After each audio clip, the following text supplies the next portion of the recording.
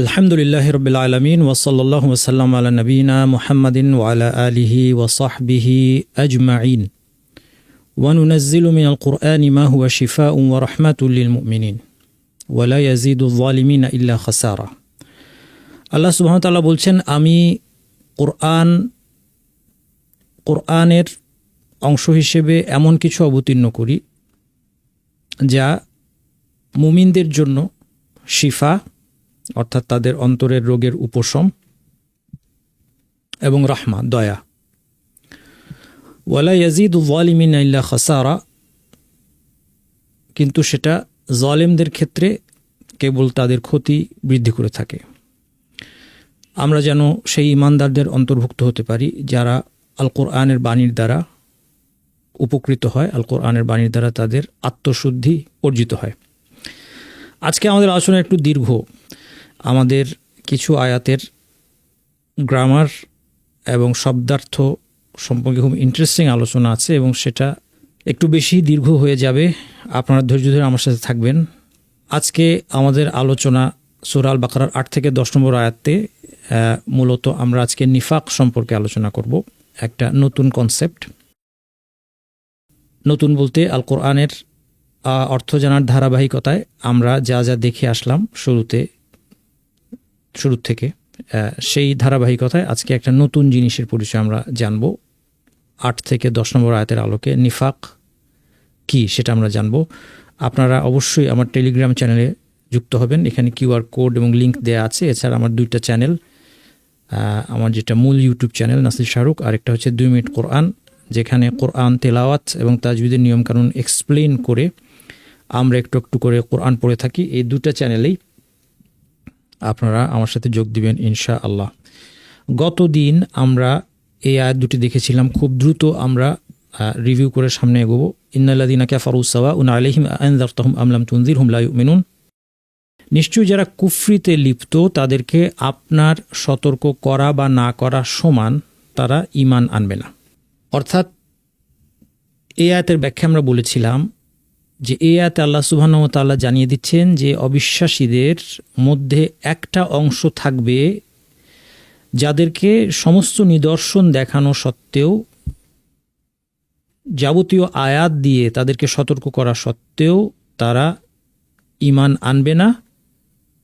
এর ব্যাখ্যা আমরা বলেছিলাম যে সকল অবিশ্বাসীর ক্ষেত্রে এটা প্রযোজ্য নয়, বরং অবিশ্বাসীদের একটা বিশেষ দলের ক্ষেত্রে সেটা প্রযোজ্য। এই ব্যাপারে মুফাসসিরগণ মোটামুটি একমত হয়েছেন।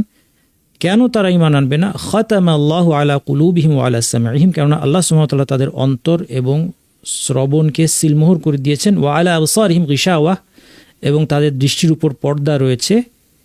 এই কারণে তাদের পক্ষে ঈমান আনার আর সুযোগ নেই। এবং এর ব্যাখ্যা আমরা বলেছিলাম যে আল্লাহ সুবহানাহু ওয়া তাআলা অবিশ্বাসীদেরকে সত্যের নিদর্শন দেখান এবং সত্যকে স্পষ্ট করেন। শুরু থেকেই আল্লাহ অন্তরকে মোহর করে দেন না। এটা একটা ইম্পর্টেন্ট কনসেপ্ট। এটা নিয়ে আমাদের কনফিউশনের কোনো কারণ নাই।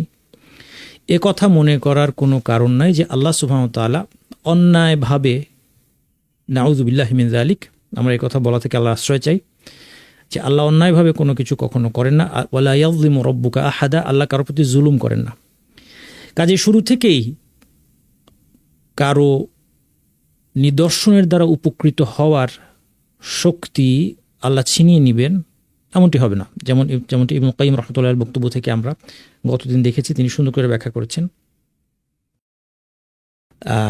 যে শুরু থেকে আল্লাহ অন্তরকে সিলমোহর করে দেন না। সত্যকে জানার পরেও কুফরিকে আঁকড়ে থাকলে শাস্তিস্বরূপ আল্লাহ অন্তরকে মোহর করে দেন।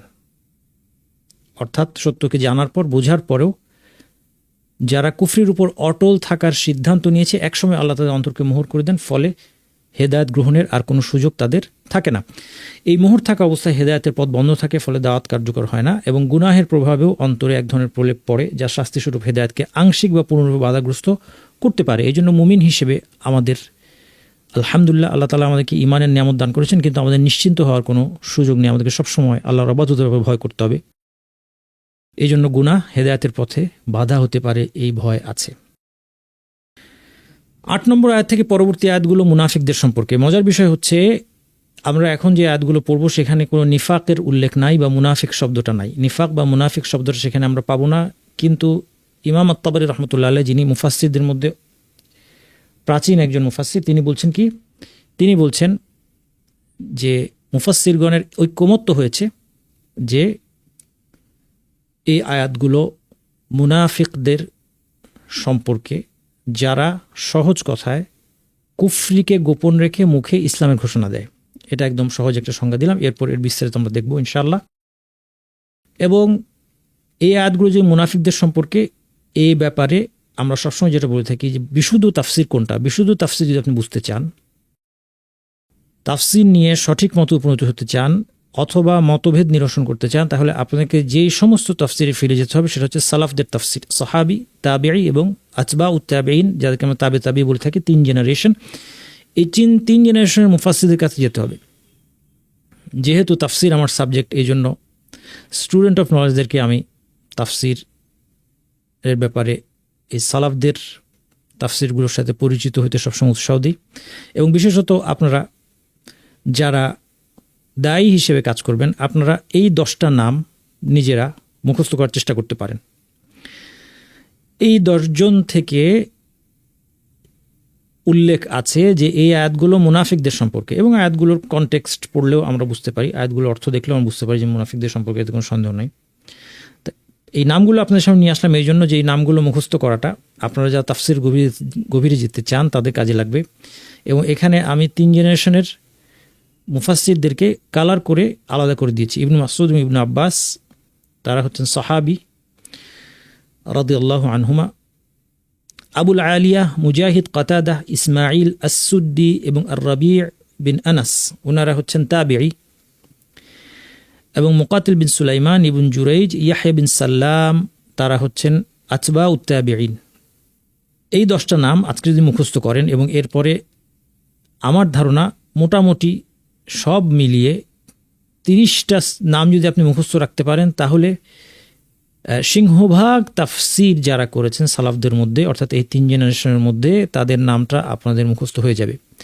কারণ আল কোরআনের বিভিন্ন আয়াতের তাফসিরে অনেক জায়গায় সালাফদের অনেকের বক্তব্যই আছে, কিন্তু সবার বক্তব্যের সংখ্যা খুব বেশি না। হয়তো এমনও আছে যে একজন সালাফদের একজন, তিনি মাত্র আল কোরআনের কোনো একটা আয়াত সম্পর্কে তার একটা বক্তব্য পাওয়া যায়। তো এরকম করে এই 3 জেনারেশনের মধ্যে যারাই তাফসির সম্পর্কে কিছু না কিছু বলেছেন, তাদের সকলের নাম যদি আমরা শিখতে চাই, সেটা একটা খুব কঠিন ব্যাপার হবে আমাদের জন্য, কিন্তু সেটা আমাদের দরকার নেই। বরং কোরআন সম্পর্কে বেশিরভাগ বক্তব্য যাদের থেকে এসেছে তাদের সংখ্যাটা আমার ধারণা, একটা আন্দাজ, যে 30-এর মধ্যে সীমাবদ্ধ হবে। এবং আমরা যদি আজকে 10টা মুখস্থ করি এবং তারপর আস্তে আস্তে আমাদের এই দীর্ঘ যাত্রায়, এবং আল্লাহ সুবহানাহু ওয়া তাআলা যেন আমাদেরকে এই যাত্রা কন্টিনিউ করার তৌফিক দান করেন, সেখানে বাকিদের নামগুলিও ধীরে ধীরে আসলে সেগুলো আপনারা সহজেই মুখস্থ করে নিতে পারবেন ইনশাআল্লাহ। এবং দেখা যাবে যে এখানে আজকে যাদের নাম আছে, মোটামুটি এদের কয়েকজনের নাম ঘুরে ফিরে বারবারই আসবে।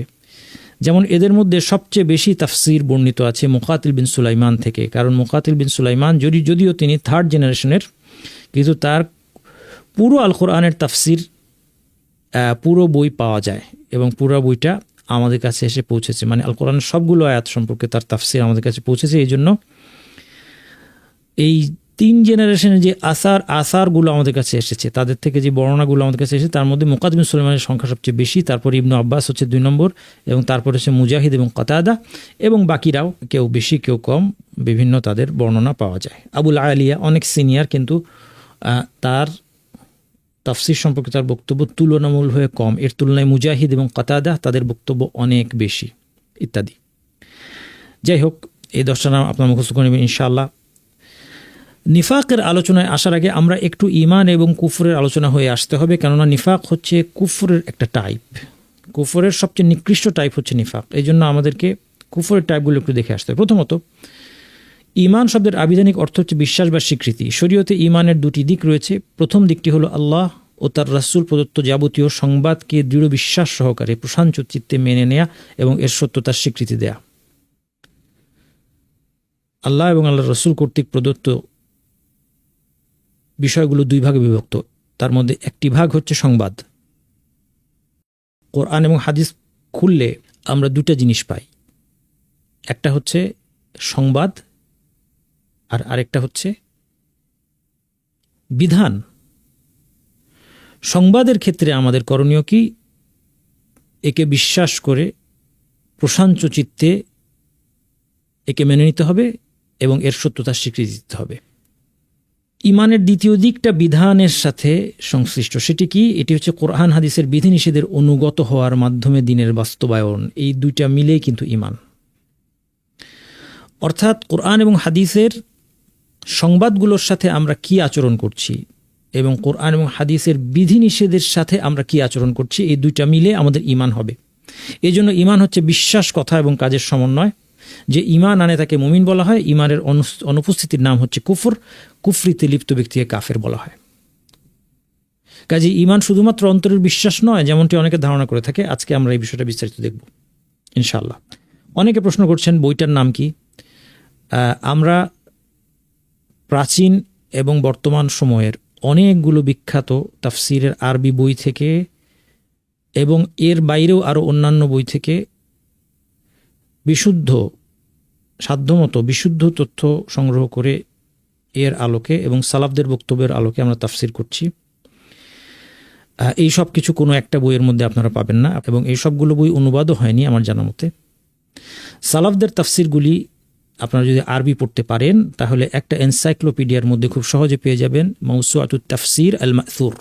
এই এনসাইক্লোপিডিয়ার মধ্যে 24 খণ্ডের এনসাইক্লোপিডিয়ার মধ্যে সালাফদের অর্থাৎ সাহাবি তাবেঈদের সমস্ত তাফসির এক জায়গায় আপনারা পেয়ে যাবেন ইনশাআল্লাহ।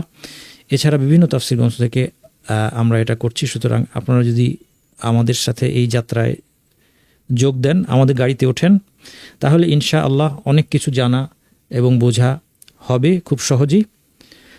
নতুবা বই পড়ে পড়ে আপনাদের জন্য নিজেদের পক্ষে এগুলো খুঁজে বের করা এটা একটু কষ্টসাধ্য হবে। তবে আরবি ভাষাটা শিখে নিলে আপনারা সেটা সহজেই পারবেন ইনশাআল্লাহ। আল্লাহ তাআলা আপনাকে তৌফিক দান করুন।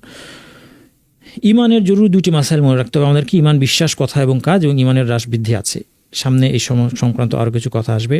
এরপর আমরা যদি কুফরিতে চলে যাই, ইমানের বিপরীত বিষয় হচ্ছে কুফরি। কুফরি কিন্তু শুধুমাত্র অন্তরের অবিশ্বাস নয়, অনেকগুলো জিনিসের মাধ্যমে কুফরি হতে পারে। এটা আমাদের জানাটা খুব জরুরি। এখান থেকে আমরা নিফাকের আলোচনায় আসব। প্রথমত অবিশ্বাস এবং অস্বীকৃতি, যেটাকে আরবিতে তাকযীব অথবা ইনকার অথবা জুহুদ বিভিন্নভাবে বলা হয়ে থাকে। এখানে আপনারা অনেকেই আছেন স্টুডেন্ট অফ নলেজ, দিন শিক্ষার্থী। এই জন্য আমি কিছু আরবি শব্দ এখানে ব্যবহার করছি যাদের একটু বেশি জানার আগ্রহ তাদের জন্য। কিন্তু আমার মতো যারা জনসাধারণ তারা মন খারাপ করবেন না বা হতাশ হওয়ার কোনো কারণে আমাদের জন্য বাংলায় সহজ করে সব কিছু বলে দেওয়া হবে। তাহলে যারা একটু বেশি মনে রাখতে চান, জানতে চান, বুঝতে চান, তাদের জন্য যে অবিশ্বাস বা অস্বীকৃতির কুফর যেটা, এটাকে আরবিতে বলা হয় তাকযীব অথবা ইনকার অথবা জুহুদ। অবিশ্বাস অন্তরে থাকে, মুখে এটার প্রকাশ ঘটুক বা না ঘটুক, অন্তরের মধ্যে যদি অবিশ্বাস থাকে কারো, তাহলে সেটা কুফর, কোনো সন্দেহ নেই। কেউ যদি মনে মনে ভাবে আসলে নবী মুহাম্মদ সাল্লাল্লাহু আলাইহি ওয়াসাল্লাম নবী ছিলেন না, তার কাছে আসলে ওয়াহি আসে নাই, তিনি ধরা যাক সে ভাবছে যে তিনি ভালো ভালো কিছু কথা বলেছেন, তিনি একজন ভালো মানুষ ছিলেন, কিন্তু তিনি আল্লাহর নবী ছিলেন না। মুখে সে বলল না, মুসলিমদেরকে কষ্ট না দেওয়ার জন্য সে মুখে কিছু বলল না, কিন্তু অন্তরের মধ্যে তার অবিশ্বাস, এটা এক ধরনের কুফরি। এই কারণে সে ইসলাম থেকে বের হয়ে যাবে, সে মুসলিম হিসেবে তাকে গণ্য করা হবে না। অথবা অস্বীকৃতি, কেউ যদি মুখে বলে যে নবী মুহাম্মদ সাল্লাল্লাহু আলাইহি ওয়াসাল্লাম আসলে আল্লাহ প্রেরিত নবী ছিলেন না, অথবা মৃত্যুর পরের জীবন আসলে কিছু নাই, অথবা মানুষের যে কোনো একটা দিনের মূল নীতিকে সে যদি মুখে অস্বীকার করে, সে তাকদীরকে অস্বীকার করলো যে আল্লাহ সুবহানাহু ওয়া তাআলা সব কিছু পূর্বে নির্ধারণ করেছেন, এটা আমি বিশ্বাস করি না, এটা ঠিক না, এটা কি করলো সে? অস্বীকৃতি। আরবিতে ইনকার অথবা জুহুদ বলা হয়, তাকযীবও বলা হয়, আবার অবিশ্বাসকেও তাকযীব বলা হয়। মুখে যে সেই ঘোষণাটা দিল, অন্তরে তার বিশ্বাস থাকতেও পারে নাও থাকতে পারে, কিন্তু শুধুমাত্র মুখে এই ঘোষণা দেওয়ার কারণে এটা কুফরি হবে।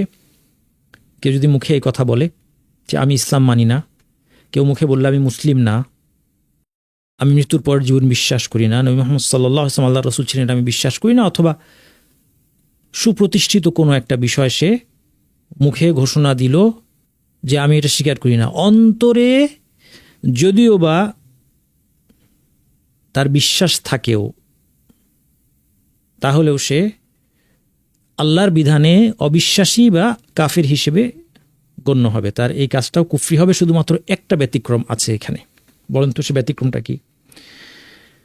সেই ব্যতিক্রমটা হচ্ছে কেউ যদি অন্তরে ঈমান থাকা সত্ত্বেও জীবনের ভয়ে, যেটাকে আমরা সহজ ভাষা বলি জানের ভয়ে, প্রাণ বাঁচাতে সে যদি মুখে ইসলামের কোনো কিছুকে অস্বীকার করে, যে অস্বীকার না করলে তাকে হত্যা করা হবে অথবা তার খুব বড় ধরনের কোনো ক্ষতি করা হবে, এটা হচ্ছে বিশেষ অবস্থা।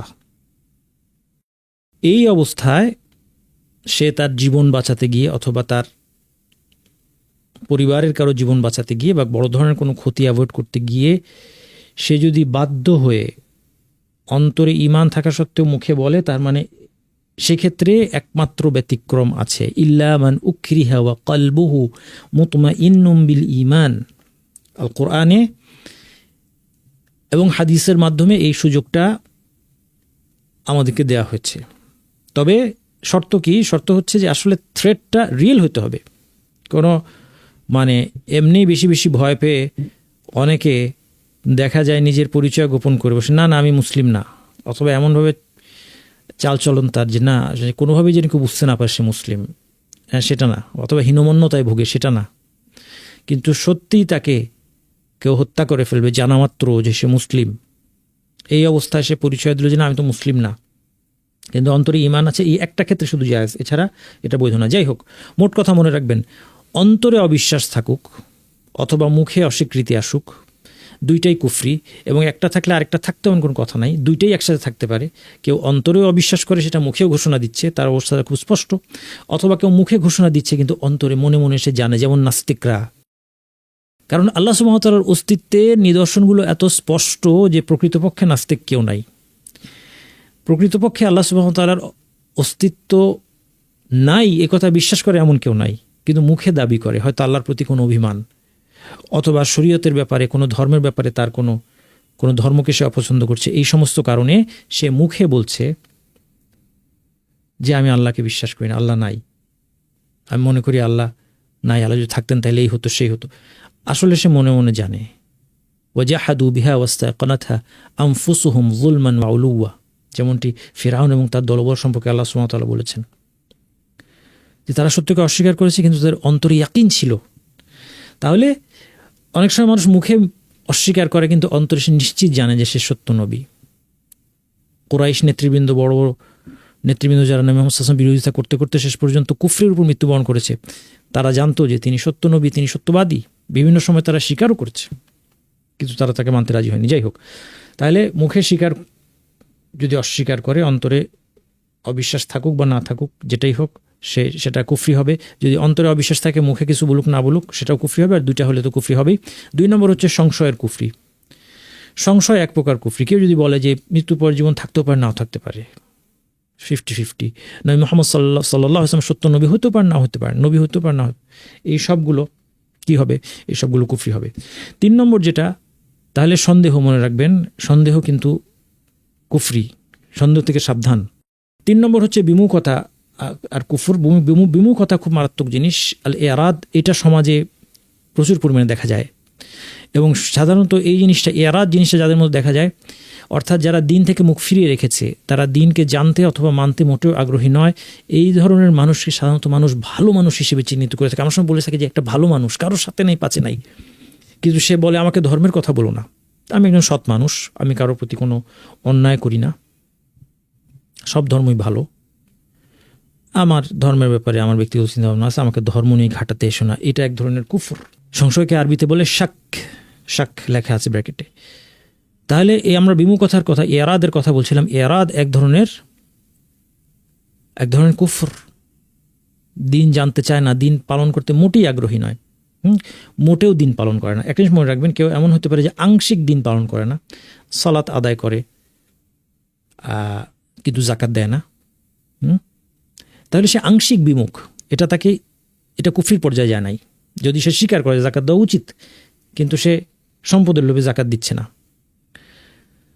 এটার কথা বলা হচ্ছে না। কিন্তু টোটালি দিন পালন করে না এবং দিন জানতেও আগ্রহী না, এটার কথা বলা হচ্ছে। এটা এক ধরনের কুফর। এটা হচ্ছে কুফরুল এরাদ, বিমুখতা মুখ ফিরিয়ে নেওয়ার কুফর। 4 নম্বর হচ্ছে অহংকার ও অবাধ্যতার কুফর। এই কুফর হচ্ছে একেবারে এটার এই কুফরের এমবডিমেন্ট হচ্ছে ইবলিস। ইবলিসের কুফর হচ্ছে এই ক্যাটাগরির। ইবলিসের কথা ভেবে দেখেন, ইবলিস কি অন্তরে তার অবিশ্বাস আছে? নাই। সে কি সত্যকে অস্বীকার করেছে? না। তার কোনো সংশয় আছে? না। ইবলিসের মতো ইয়াকিন আমাদের কারণ নাই, দৃঢ় বিশ্বাস। কারণ ইবলিস এমন কিছু দেখেছে, গাইবের এমন কিছু দেখেছে যেটা আমরা দেখি নাই।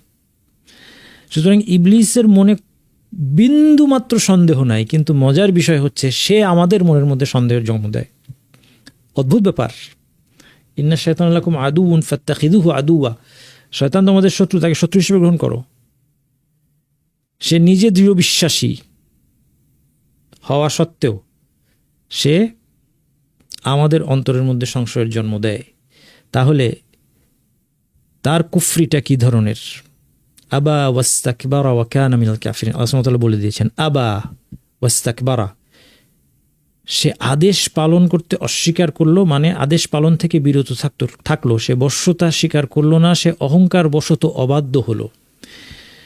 অর্থাৎ আমি সত্যকে জানি, কিন্তু আমার অহংকারের কারণে আমি আল্লাহর সামনে নিজেকে নত করতে, আল্লাহর আদেশের সামনে নিজেকে নত করতে, এই অহংকার আল্লাহর প্রতি হতে পারে, এই অহংকার নবী রাসূলদের প্রতি হতে পারে। যেমন কোরআনী নামে একটা দল আছে, তাদের যে নেতৃবৃন্দ যারা, তারা আসলে নবী মুহাম্মদ সাল্লাল্লাহু আলাইহি সাল্লামের আনুগত্য তাদের কাছে পছন্দ না। তারা চিন্তা করে আমি ডাক্তার, আমি ইঞ্জিনিয়ার, আমি অ্যাডভোকেট, আমি কিভাবে এই একজন নিরক্ষর আরবকে তার অনুগত হব, তার কাছ থেকে আমি কোরআনের ব্যাখ্যা কেন নিব? কোরআনের ব্যাখ্যা আমি নিজে করব। তাদের নেতৃবৃন্দের কথা বলছি। অনেকে হয়তো না বুঝে তাদের ফাঁদে পা দিচ্ছেন।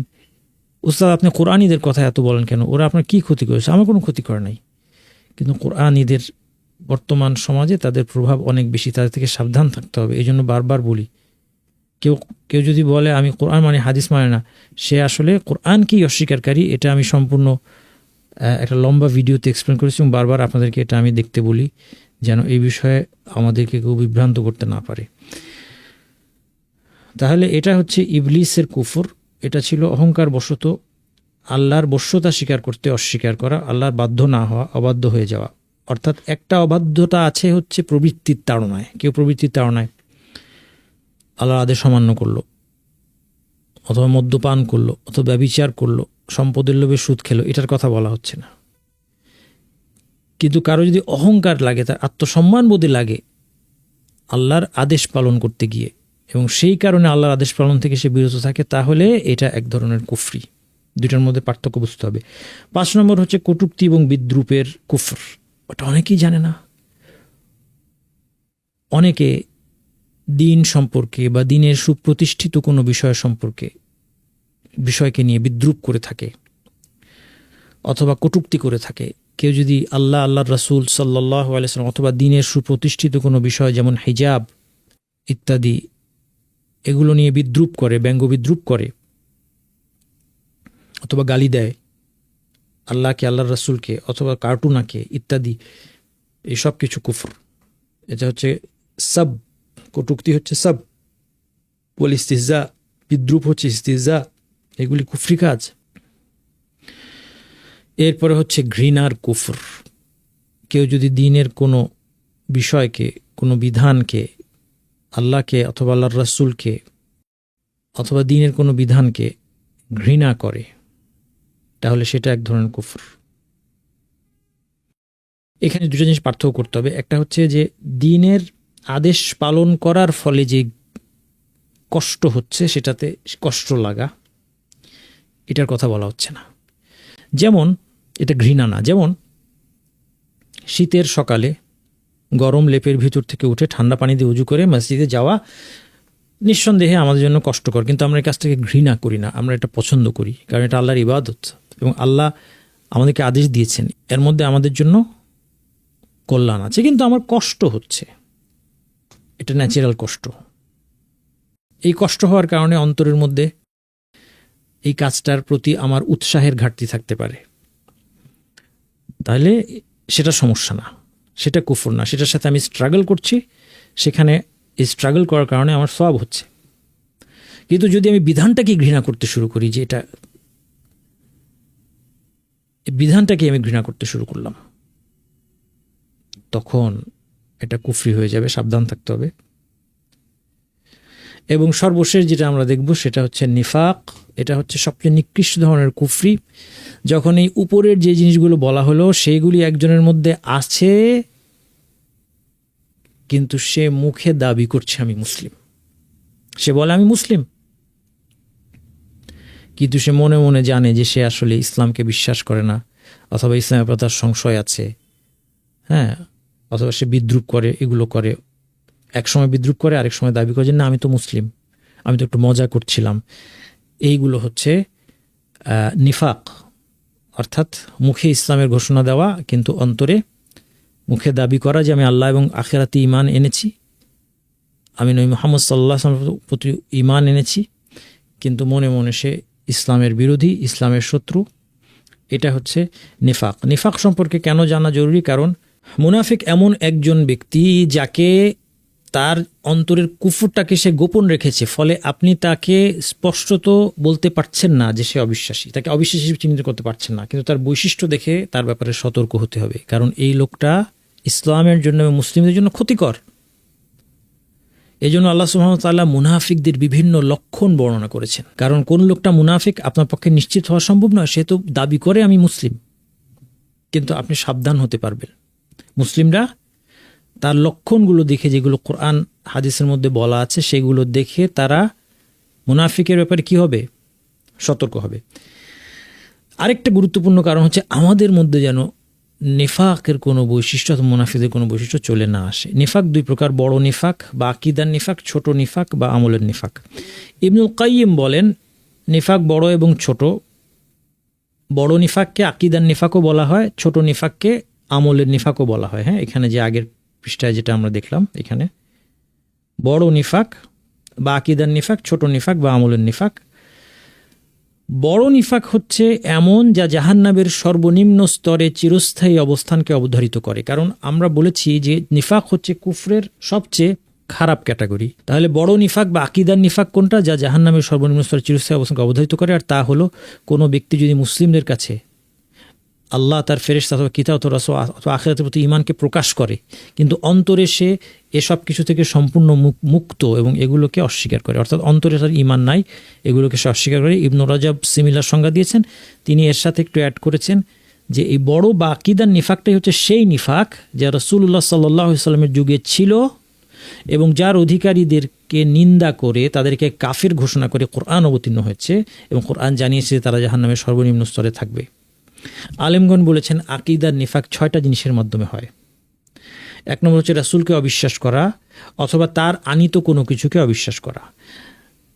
3 এবং 4 হচ্ছে রাসূলকে ঘৃণা করা অথবা তার আনিত কোনো কিছুকে ঘৃণা করা, অর্থাৎ তার শরীয়তের কোনো কিছুকে ঘৃণা করা, অপছন্দ করা।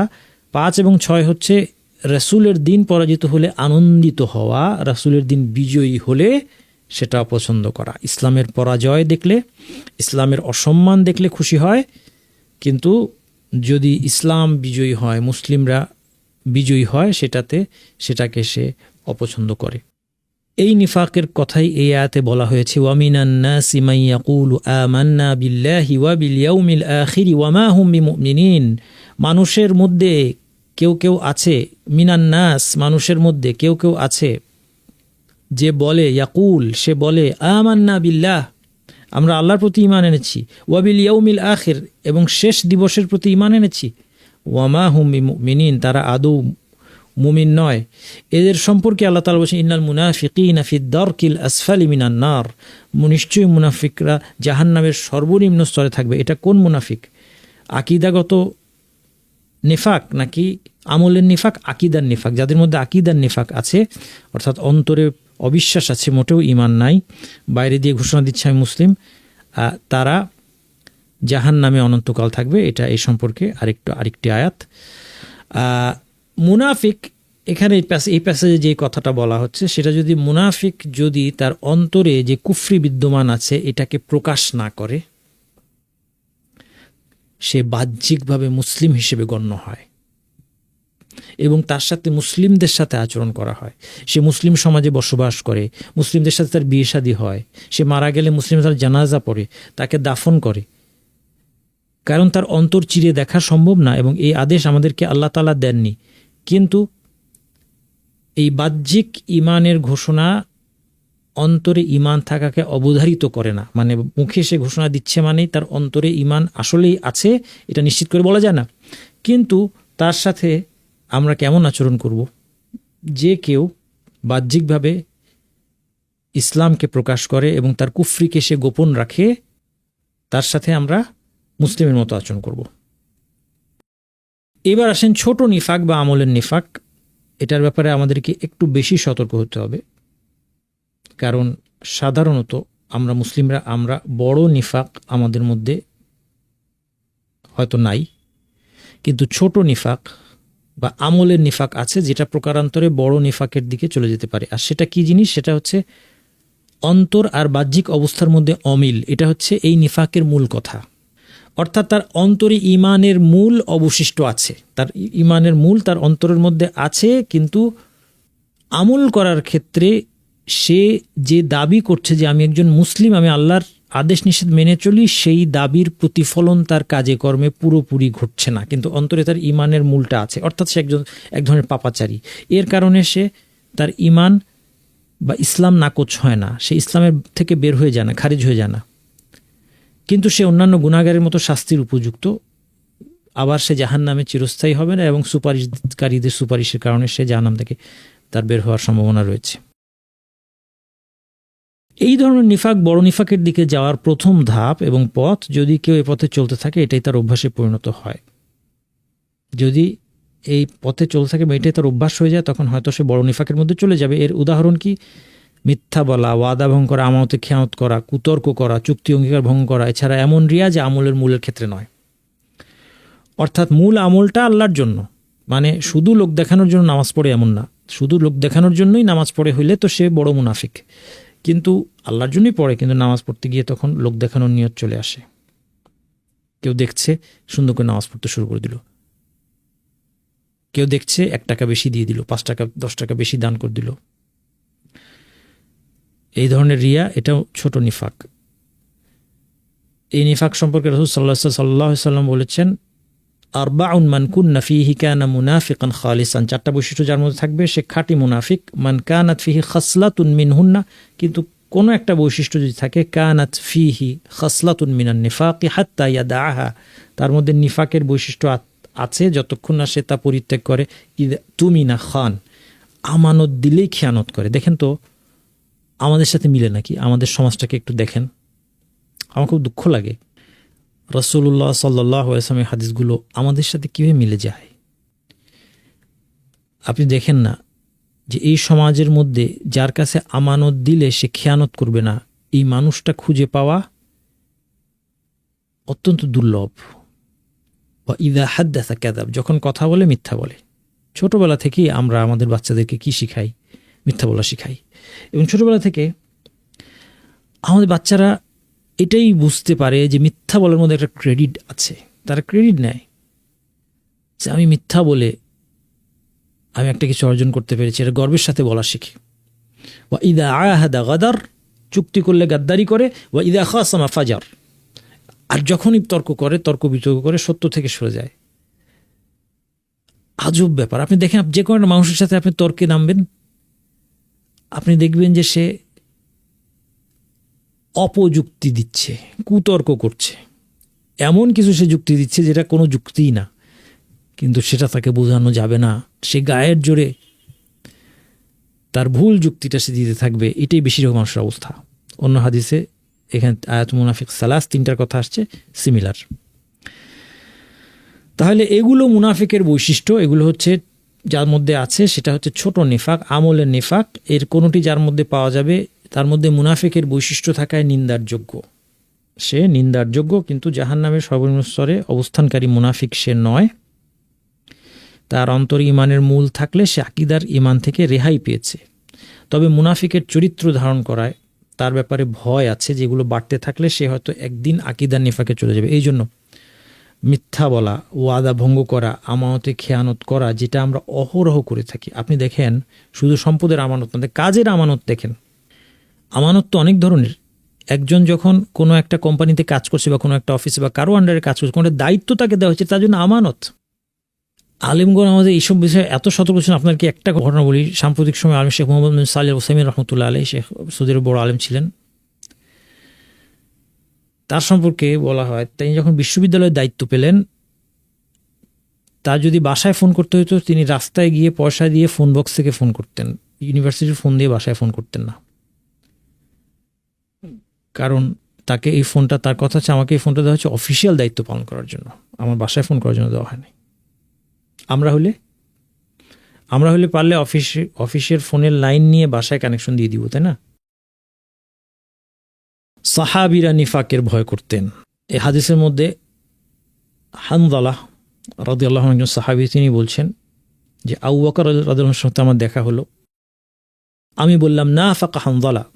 আবু বকর তাকে জিজ্ঞেস করলেন কাইফা আনত, কেমন আছো? হানজালা বললেন না ফাকা হানজালা, হানজালা মুনাফিক হয়ে গেছে। আবু বকর বললেন সুবহানাল্লাহ মা তাকুল, তুমি কি বলছো এটা? তখন হানজালা বললেন যে আমরা যখন রাসূলুল্লাহ সাল্লাল্লাহু আলাইহি সাল্লামের সাথে থাকি, তিনি আমাদেরকে জান্নাত জাহান্নামের কথা স্মরণ করান, আমাদের কাছে মনে হয় আমরা চোখের সামনে জান্নাত জাহান্নাম দেখছি, আমাদের অন্তরটা স্পিরিচুয়ালি এত হাই হয়ে যায়। যখন রাসূল সাল্লাল্লাহু আলাইহি ওয়াসাল্লাম থেকে বের হয়ে আসি এবং আমাদের স্ত্রী সন্তানদেরকে নিয়ে ব্যস্ত হয়ে পড়ি, অথবা আমাদের জাগতিক কাজ নিয়ে ব্যস্ত হয়ে পড়ি, তখন এটা আমরা ভুলে যাই, বা এর অনেকটাই আমরা ভুলে যাই। এই অবস্থাটা পরিবর্তন হয়ে যায়। আবু বকর রাদিয়াল্লাহু আনহু বললেন ফাওয়াল্লাহি ইন্না লানালকা মিসলা হাদা। আবু বকর বললেন যে আরে আমাদেরও তো এই অবস্থা হয়। তারপরে দুইজনে মিলে রাসূলুল্লাহ সাল্লাল্লাহু আলাইহি সাল্লামের কাছে গিয়ে বললেন নাফাকা হানজালা ইয়া রাসূলুল্লাহ। হানজালা গিয়ে বললেন হে আল্লাহর রাসূল, হানজালা মুনাফিক হয়ে গিয়েছে। রাসূল সাল্লাল্লাহু আলাইহি ওয়াসাল্লাম জিজ্ঞেস করলেন অবাক হয়ে, ওমা যাক, এটা কি ব্যাপার, কি বলছো তুমি? ইয়া একই কথা তিনি বললেন, তার অবস্থাটা ব্যাখ্যা দিলেন। এবার রাসূলুল্লাহ সাল্লাল্লাহু আলাইহি ওয়াসাল্লাম খুব সুন্দর একটা কথা বলেন। তিনি বললেন ওয়াল্লাযী নাফসি বিয়াদিহি ইন লাউ তাদুমুনা আলা মা তাকুনুনা ইনদি ওয়া ফি যিকর। যার হাতে আমার প্রাণ, তার শপথ, অর্থাৎ আল্লাহর শপথ, আমার কাছে যখন থাকো, যদি সব সারাক্ষণ সেই অবস্থায় থাকতে, সারাক্ষণ স্মরণের মধ্যে থাকতে, লাসাফাহাতকুমুল মালাইকাতু আলা ফুরুশিকুম, ফেরেশতারা এসে তোমাদের সাথে হ্যান্ডশেক করত তোমাদের বিছানায়, ওয়াফি তুরুকিকুম, রাস্তাঘাটে, মানে ঘরে বাইরে সব জায়গায় ফেরেশতারা এসে তোমাদের সাথে হ্যান্ডশেক করতো, হাত মিলাইতো। ওয়ালাকিন ইয়া হানজালাতু সাআতান ওয়া সাআহ, কিন্তু হে হানজালা, এটাই মানুষের নেচার, কিছুক্ষণ স্মরণ, কিছুক্ষণ ব্যস্ততা, এটি স্বাভাবিক। 3 বার তিনি রাসূলুল্লাহ সাল্লাল্লাহু আলাইহি ওয়াসাল্লাম বলেন সাআতান ওয়া সাআহ। খুব সুন্দর গাইডলাইন তিনি দিয়ে দিলেন যে এটা হবে। সারাক্ষণ আমাদের অন্তর আল্লাহর প্রতি ভয়, ভীতি, আল্লাহর স্মরণ এবং খুশুতে কমপ্লিট পরিপূর্ণ থাকবে, এমনটা হবে না। এই জন্যই বারবার অন্তরকে আমাদের রিচার্জ করতে হবে। আপনি আপনার ফোনটা চার্জ না করে ফেলে রেখেছেন, একসময় ফোন বন্ধ হয়ে গিয়েছে, এখন কান্নাকাটি করতে লাভ নাই। আমরা আমাদের অন্তরকে রিচার্জ করি না, দীর্ঘ সময় আমাদের পার হয়ে যায় গাফিলতির মধ্যে।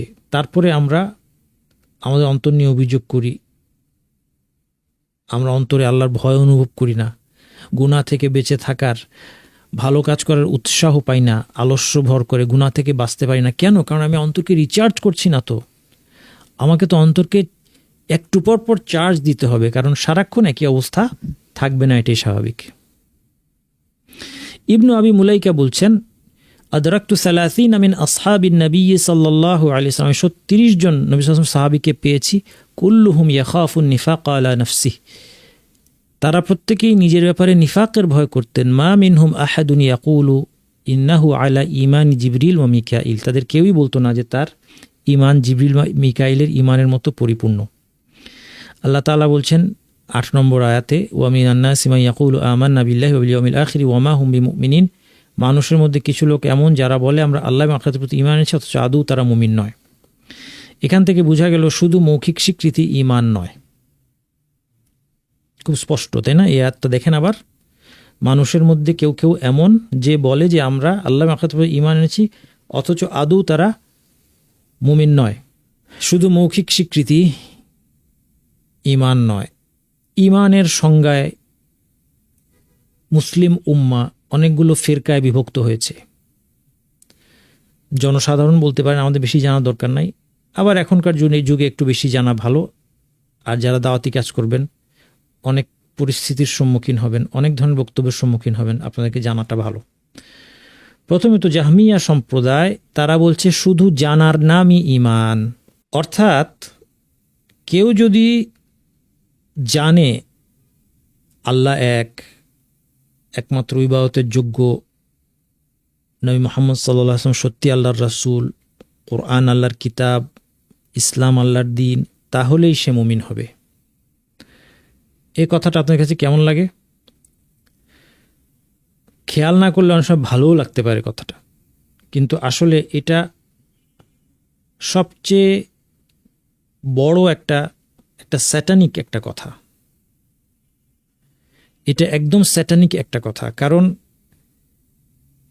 এই মতে, এই জাহমিয়াদের মতে, যদি শুধু অন্তরে জানার নামই ঈমান হয় তাহলে ইবলিস সবচেয়ে বড় মুমিন। যে কথা আমরা আগেই বলেছি, ইবলিসের জ্ঞান আমাদের থেকে অনেক বেশি এই সমস্ত বিষয়ে। বরং এই সমস্ত বিষয়ে ইবলিসের অন্তরে এমন ইয়াকিন আছে যেটা আমাদের নাই। তাহলে এটা খুব খারাপ একটা কথা, এটা খুব স্যাটানিক একটা ফর্মুলা। এবং এটা হচ্ছে ঈমানের যত সংজ্ঞা বিভিন্ন ফিরকাগুলো দিয়েছে, আহলে সুন্নাহ ওয়াল জামাআহ বাদে আহলে সুন্নাহ ওয়াল জামাআহ কারা? এটা হচ্ছে আমরা নিজেদেরকে আহলে সুন্নাহ ওয়াল জামাআহ দাবি করি বা তাদের অন্তর্ভুক্ত হতে চাই। এটা হচ্ছে ইসলামের মূল ধারা, যারা সুন্নাতের উপর, সুন্নাতকে আঁকড়ে থেকে সুন্নাতের উপর একতাবদ্ধ। এই সুন্নাতই হচ্ছে আমাদের বাঁচার নৌকা, এই নৌকায় উঠতে হবে। এবং আহলে সুন্নাত জামাতের সংজ্ঞা কি? ঈমান বিশ্বাস, কথা কাজ, বিশ্বাস থাকতে হবে, মুখে ঘোষণা থাকতে হবে, কাজে প্রমাণ থাকতে হবে, এবং এর হ্রাসবৃদ্ধি হতে পারে। আর উপরের বাকিগুলি জাহমিয়ারা বলছে শুধু জানার নাম ঈমান। আশআরী মাতুরিদি তারা বলছে ঈমান অন্তরের বিশ্বাস, মৌখিক ঘোষণা ঈমানের অংশ নয়, এটা অতিরিক্ত একটা রোকন, অর্থাৎ আমলের কোনো ব্যাপার নাই। কাররামিয়া বলছে ঈমান শুধু মৌখিক ঘোষণা। তাহলে কাররামিয়াদের মতে এটা সূরা বাকারার ৮ নম্বর আয়াতের সম্পূর্ণ সাংঘর্ষিক। খেয়াল করেছেন তো? কারণ আল্লাহ বলছেন যে মানুষের মধ্যে কেউ কেউ বলে আমরা আল্লাহ এবং আখিরাতে বিশ্বাস করি, কিন্তু তারা ঈমানদার নয়। কাররামিয়া ঠিক উল্টা কথা বলছে, তারা বলছে যে মুখে বললেই এটা ঈমান। ফাকিগণের মধ্যে যারা মুরজিআহ, এদেরকে মুরজিআ বলা হয়, যারা ঈমানের কোনো অংশকে, ঈমানের মধ্যে কি আছে, বিশ্বাস কথা কাজের কোনোটাকে যদি ঈমান থেকে বাইরে বের করে দেয় তাহলে তাদেরকে মুরজিআ বলা হয়।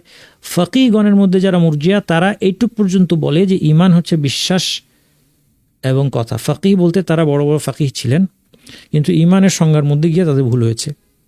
তারা কাজকে এর মধ্যে আনেন নাই, তারা বলছেন বিশ্বাস এবং কথা। ফলাফল কি? ফলাফল হচ্ছে অনেকটা আমাদের দেশে আমরা যা দেখতে পাচ্ছি, যে একজন বলে আমি মুসলিম, লা ইলাহা ইল্লাল্লাহ ঘোষণা দেয়,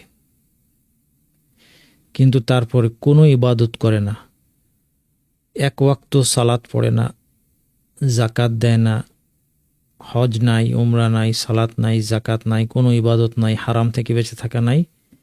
এই মতে এই লোকটার ঈমান যে মুখে ঘোষণা দিয়েছে লা ইলাহা ইল্লাল্লাহ আমি মুসলিম, অন্তরে সে বিশ্বাস করে যে হ্যাঁ ইসলাম সত্য ধর্ম,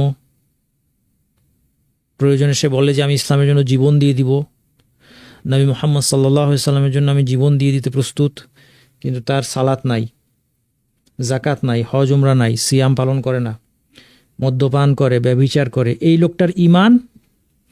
আর আরেকটা লোক মুখেও ঘোষণা দেয়, 5 ওয়াক্ত সালাত আদায় করে, তাহাজ্জুদ পড়ে, রমাদানে সওম পালন করে, সোম বৃহস্পতি মাসে 3 দিন রোজা রাখে, জাকাত দেয়, সাদাকা করে, হজ করে, উমরা করে, ব্যভিচার থেকে দূরে, মদ্যপান থেকে দূরে, সুদ খায় না। এই দুইজন লোকের ঈমান সমান। এই জন্য এই যে নীল রং করা যে 4টা ক্যাটাগরি আছে, এই 4টা ক্যাটাগরির মধ্যে একটা জিনিস মিল আছে, কি বলেন তো? শৈথিল্য। অর্থাৎ ঈমানের সংজ্ঞার ক্ষেত্রে গিয়ে তারা শৈথিল্য দেখিয়েছে। সবচেয়ে খারাপ হচ্ছে জাহমিয়া, তারা বলছে শুধু জানলেই হবে, কোনো বিশ্বাসেরও দরকার নেই, জানলেই হবে, বিশ্বাসও করতে হবে না। কারণ বিশ্বাস হচ্ছে বা স্বীকৃতি, অন্তরের স্বীকৃতি, এটা হচ্ছে জানার চেয়ে বাড়তি কিছু। তারা বলছে শুধু জানলেই হবে, মুখে ঘোষণাও লাগবে না, আমল তো লাগবেই না। আশারি মাতুরিদি বলছে অন্তরে বিশ্বাস থাকলেই হয়ে গেল, সাথে মৌখিক ঘোষণা অতিরিক্ত রোকন। কাররামিয়া বলছে শুধু মুখে ঘোষণা দিলেই হবে, তারপর অন্তরে বিশ্বাস থাকুক না থাকুক, আমল যাই করুক, ইমান মুমিন। আর ফকিহগণ যারা মুরজিয়া, তাদের কথা মতে তারা এই ব্যাপারে সবচেয়ে, তাদের ডিভিয়েশনটা কম, তাদের বিভ্রান্তিটা কম, এবং তারা অনেক সময় না, তারা আমলকে গুরুত্বও দেন। কিন্তু তারা একটা অদ্ভুত কথা বলছেন, সেটা হচ্ছে আমলের তারতম্য হলে ইমানের তারতম্য হয় না। এটা একদম ভুল কথা, কোরআন হাদিসের সাথে সাংঘর্ষিক কথা। আমাদের বিশ্বাসকে আহলে সুন্নাত জামাত কোরআন হাদিস মতে ইমান, বিশ্বাস, কথা ও কাজ এর হ্রাস বৃদ্ধি আছে তথা তারতম্য আছে। এইটা বিশ্বাস করে আপনাকে কবরে যেতে হবে ভাই আমার, এই বিশ্বাসটা নিয়ে কবরে যেতে হবে। কারো কোনো কথায় এই বিশ্বাস থেকে বিচ্যুত হবে না, কারণ এটা স্পষ্ট কোরআন হাদিসের বক্তব্য। বারবার আমরা ইনশাআল্লাহ কোরআনের তাফসীর পড়তে গিয়ে পাবো। এর আরেক এক্সট্রিম লাল রং করা আছে খারিজি এবং মুতাজিলা, তারা আরেক এক্সট্রিম।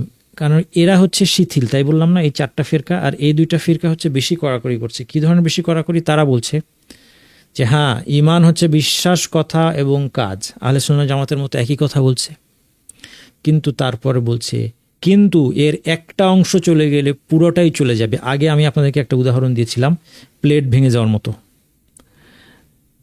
যদি বলা হয় যে মানে প্লেটটা ভেঙে গিয়েছে, তো এটা তো আর প্লেট নাই, এটাকে আর প্লেট বলা যাবে না। ঠিক তারা এইভাবে করে বলছে ইমান হচ্ছে বিশ্বাস, কথা ও কাজ। ধরা যাক একজন লোক জাকাত দেয় না, তাহলে তার পুরা ইমানই চলে গেছে। কেউ ব্যভিচার করেছে, তার কি হবে? তার পুরা ইমানই চলে গেছে। সুদ খায়, তার পুরা ইমান চলে গিয়েছে। হত্যা করেছে, তার পুরা ইমান চলে গিয়েছে। আমরা এটা বলি না, আমরা বলি তার ইমান মারাত্মকভাবে হ্রাস পেয়েছে হয়তো, কিন্তু ইমানের মূল অন্তরের মধ্যে হয়তো আছে, থাকতে পারে। তাকে অমুসলিম বলে দেওয়া যাবে না। খারেজিরা বলে সে কাফির। মুতাজিলারা একই কথা বলছে, কিন্তু তারা আরেকটা অদ্ভুত জিনিস বলছে। তারা বলছে যে পৃথিবীতে তাকে কাফেরও বলবো না, মুমিনও বলবো না, সেই দুটার মাঝামাঝি।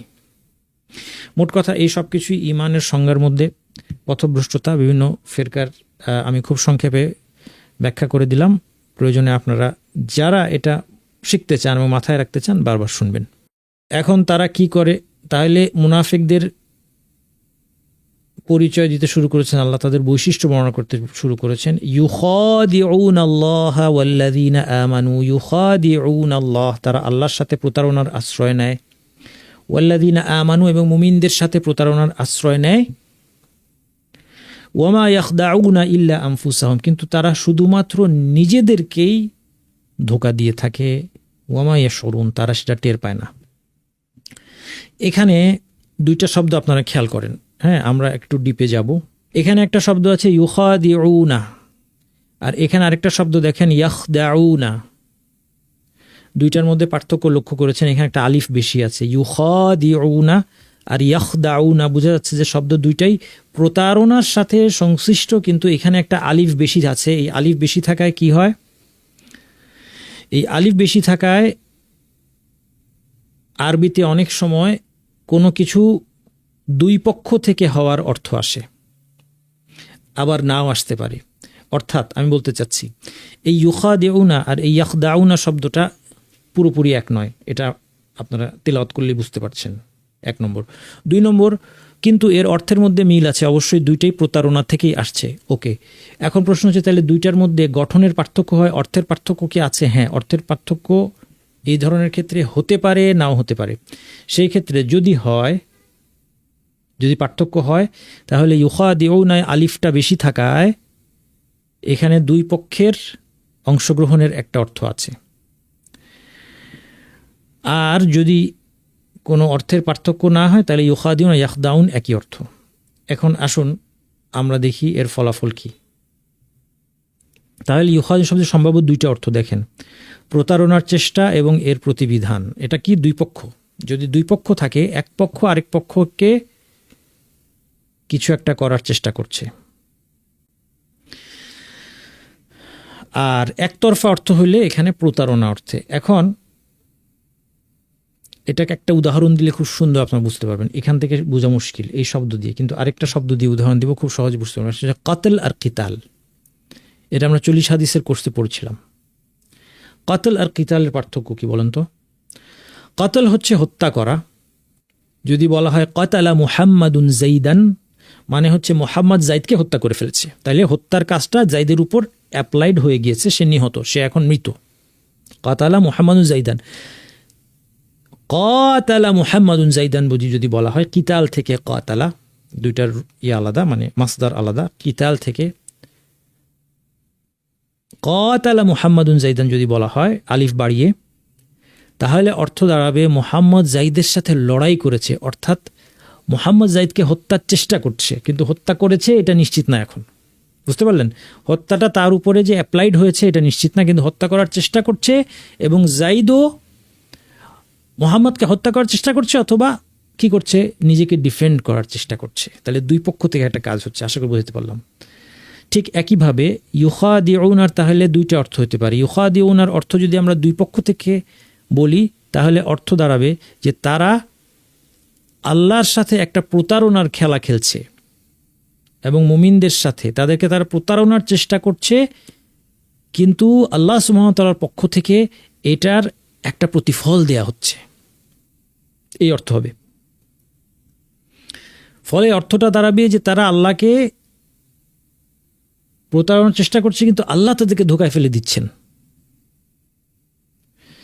আর যদি বলা হয় এখানে ইউখাদিউনার অর্থ ইয়াখদাউনা অর্থে আসছে, দুইটাই সম্ভাব্য আরবি ভাষায়, সেই ক্ষেত্রে অর্থ হবে তারা আল্লাহকে প্রতারিত করেছে, কিন্তু আমরা জানি যে আল্লাহ প্রতারিত হন না, কারণ আল্লাহ সর্বজ্ঞানী, তাকে প্রতারণা করার কোনো সুযোগ নাই। সেই ক্ষেত্রে প্রতারণার অর্থ কি, সেই জন্য আলেমদের অনেকগুলি বক্তব্য পাওয়া যায়। তাহলে এখন প্রথম অর্থটা যদি আমরা আসি আমরা এই দ্বিতীয় অর্থটা আমরা পরে বলবো, একতরফা। প্রথমত যদি দুই তরফা এটা হয়, তার মানে তারা প্রতারণার চেষ্টা করে কিন্তু আল্লাহ তাদেরকে ধোঁকায় ফেলে দেন, এটা আল্লাহ সুবহানাহু ওয়া তাআলা অন্য আয়াতে স্পষ্ট করে বলেছেন, এই অর্থটা সঠিক। ইন্নাল মুনাফিকিনা ইউখাদিউনাল্লাহ, মুনাফিকরা আল্লাহর সাথে প্রতারণার আশ্রয় নেয়, ওয়া হুয়া খাদিউহুম, কিন্তু পাল্টা তিনি তাদেরকে ধোঁকায় ফেলে দেন। তার মানে আল্লাহ মুনাফিকদের শাস্তি স্বরূপ তাদেরকে ধোঁকায় ফেলে দেন। কেউ বলতে পারে যে প্রতারণা একটা খারাপ কোয়ালিটি। আমরা বলবো যে যখন প্রতারককে পাল্টা ধোঁকায় ফেলা হয় তখন এটা একটা প্রশংসনীয় কোয়ালিটি। এই জন্য আল্লাহ সুবহানাহু ওয়া তাআলা যখন তাকে যারা প্রতারণার খেলা খেলছে তার সাথে, তাদেরকে তিনি যখন ধোঁকায় ফেলে দেন, তখন এই বৈশিষ্ট্যটা একটা প্রশংসনীয় বৈশিষ্ট্য। কেননা এটা আল্লাহ সুবহানাহু ওয়া তাআলার জ্ঞান এবং তার প্রজ্ঞা, এবং তিনি যে সব কিছু জানেন, তিনি যে পরাস্ত হন না, এই সব কিছুর পূর্ণতাকে প্রকাশ করছে। কাজেই এটা এই ক্ষেত্রে প্রশংসনীয়। আচ্ছা, তাহলে এই অর্থটা সঠিক। তাবারির মতে, ইমাম তাবারির মতে এই আয়াতে এটি দ্বিপাক্ষিক, এবং তিনি দুইটি আয়াতের আলোকে একে ব্যাখ্যা করেছেন। অর্থাৎ ইমাম তাবারি বলতে চাচ্ছেন যে এই আয়াতে প্রথম যে ইউখাদিউনা শব্দটা আছে, এখানে দুই পক্ষ থেকেই, এক পক্ষ থেকে প্রতারণার চেষ্টা হচ্ছে এবং আরেক পক্ষ থেকে এর মোকাবেলা হচ্ছে, এটাই বোঝানো হয়েছে। আল্লাহ সুবহানাহু ওয়া তাআলা কিভাবে ধোঁকায় ফেলেন এটা তিনি ব্যাখ্যা করেছেন দুইটা আয়াতের আলোকে। তার মধ্যে একটা হচ্ছে এই, তিনি বলছেন, আল্লাহ তাআলা বলছেন ওয়ালা ইয়াহসাবান্নাল্লাযীনা কাফারু আন্নামা নুমলি লাহুম খায়রুল লিআনফুসিহিম, কাফেররা যেন মনে না করে তাদেরকে আমি অবকাশ দিচ্ছি যে এটা তাদের জন্য কল্যাণকর, যেন তারা মনে না করে। ইন্নামা নুমলি লাহুম লিয়াজদাদু ইসমা, আমি তাদেরকে শুধু এই জন্য অবকাশ দিই যেন তাদের পাপ বৃদ্ধি পায়। ওয়ালাহুম আযাবু মুহিন, এবং শেষমেশ তাদের জন্য লাঞ্ছনাকর শাস্তি। অর্থাৎ যখন আল্লাহ সুবহানাহু ওয়া তাআলা ছাড় দেন, ফলাফল কি দাঁড়ায়, যে আল্লাহর পাপের পথে যাচ্ছে, আল্লাহর সাথে প্রতারণা করার চেষ্টা করছে মুনাফিকরা, তারা ভাবছে যে আসলে আমরা মনে হয় মুমিনদেরকেও বুঝিয়ে ফেলেছি যে আমরা আসলে মুসলিম, আল্লাহকেও বুঝিয়ে আমরা প্রতারণা করে ফেলেছি। আর যখন আল্লাহ তাদেরকে সাথে সাথে শাস্তি দেন না, তখন এই ভ্রান্ত বিশ্বাসটা তাদের মনের মধ্যে গেড়ে বসে, ফলে তারা আরও বেপরোয়া হয়ে ওঠে, আরও বেশি পাপ কাজ তারা করতে থাকে, ফলে আরও বেশি শাস্তির যোগ্য তারা হয়। এইভাবে গিয়ে শেষমেশ এখন দ্বিতীয় আয়াতটা দেখেন, কিয়ামতের দিন কি অবস্থা হবে। এই জন্য মুনাফিকদেরকে আল্লাহ সুবহানাহু ওয়া তাআলা কিয়ামতের দিন যেভাবে প্রথমেই কাফের মুশরিকদেরকে আলাদা করে জাহান্নামে ফেলা হয়, মুনাফিকদেরকে আলাদা করা হবে না, তিনি মুমিনদের সাথে থাকতে দিবেন। মুনাফিকরা হয়তো একসময় ভাবতেও শুরু করবে যে আমরা পার পেয়ে গিয়েছি।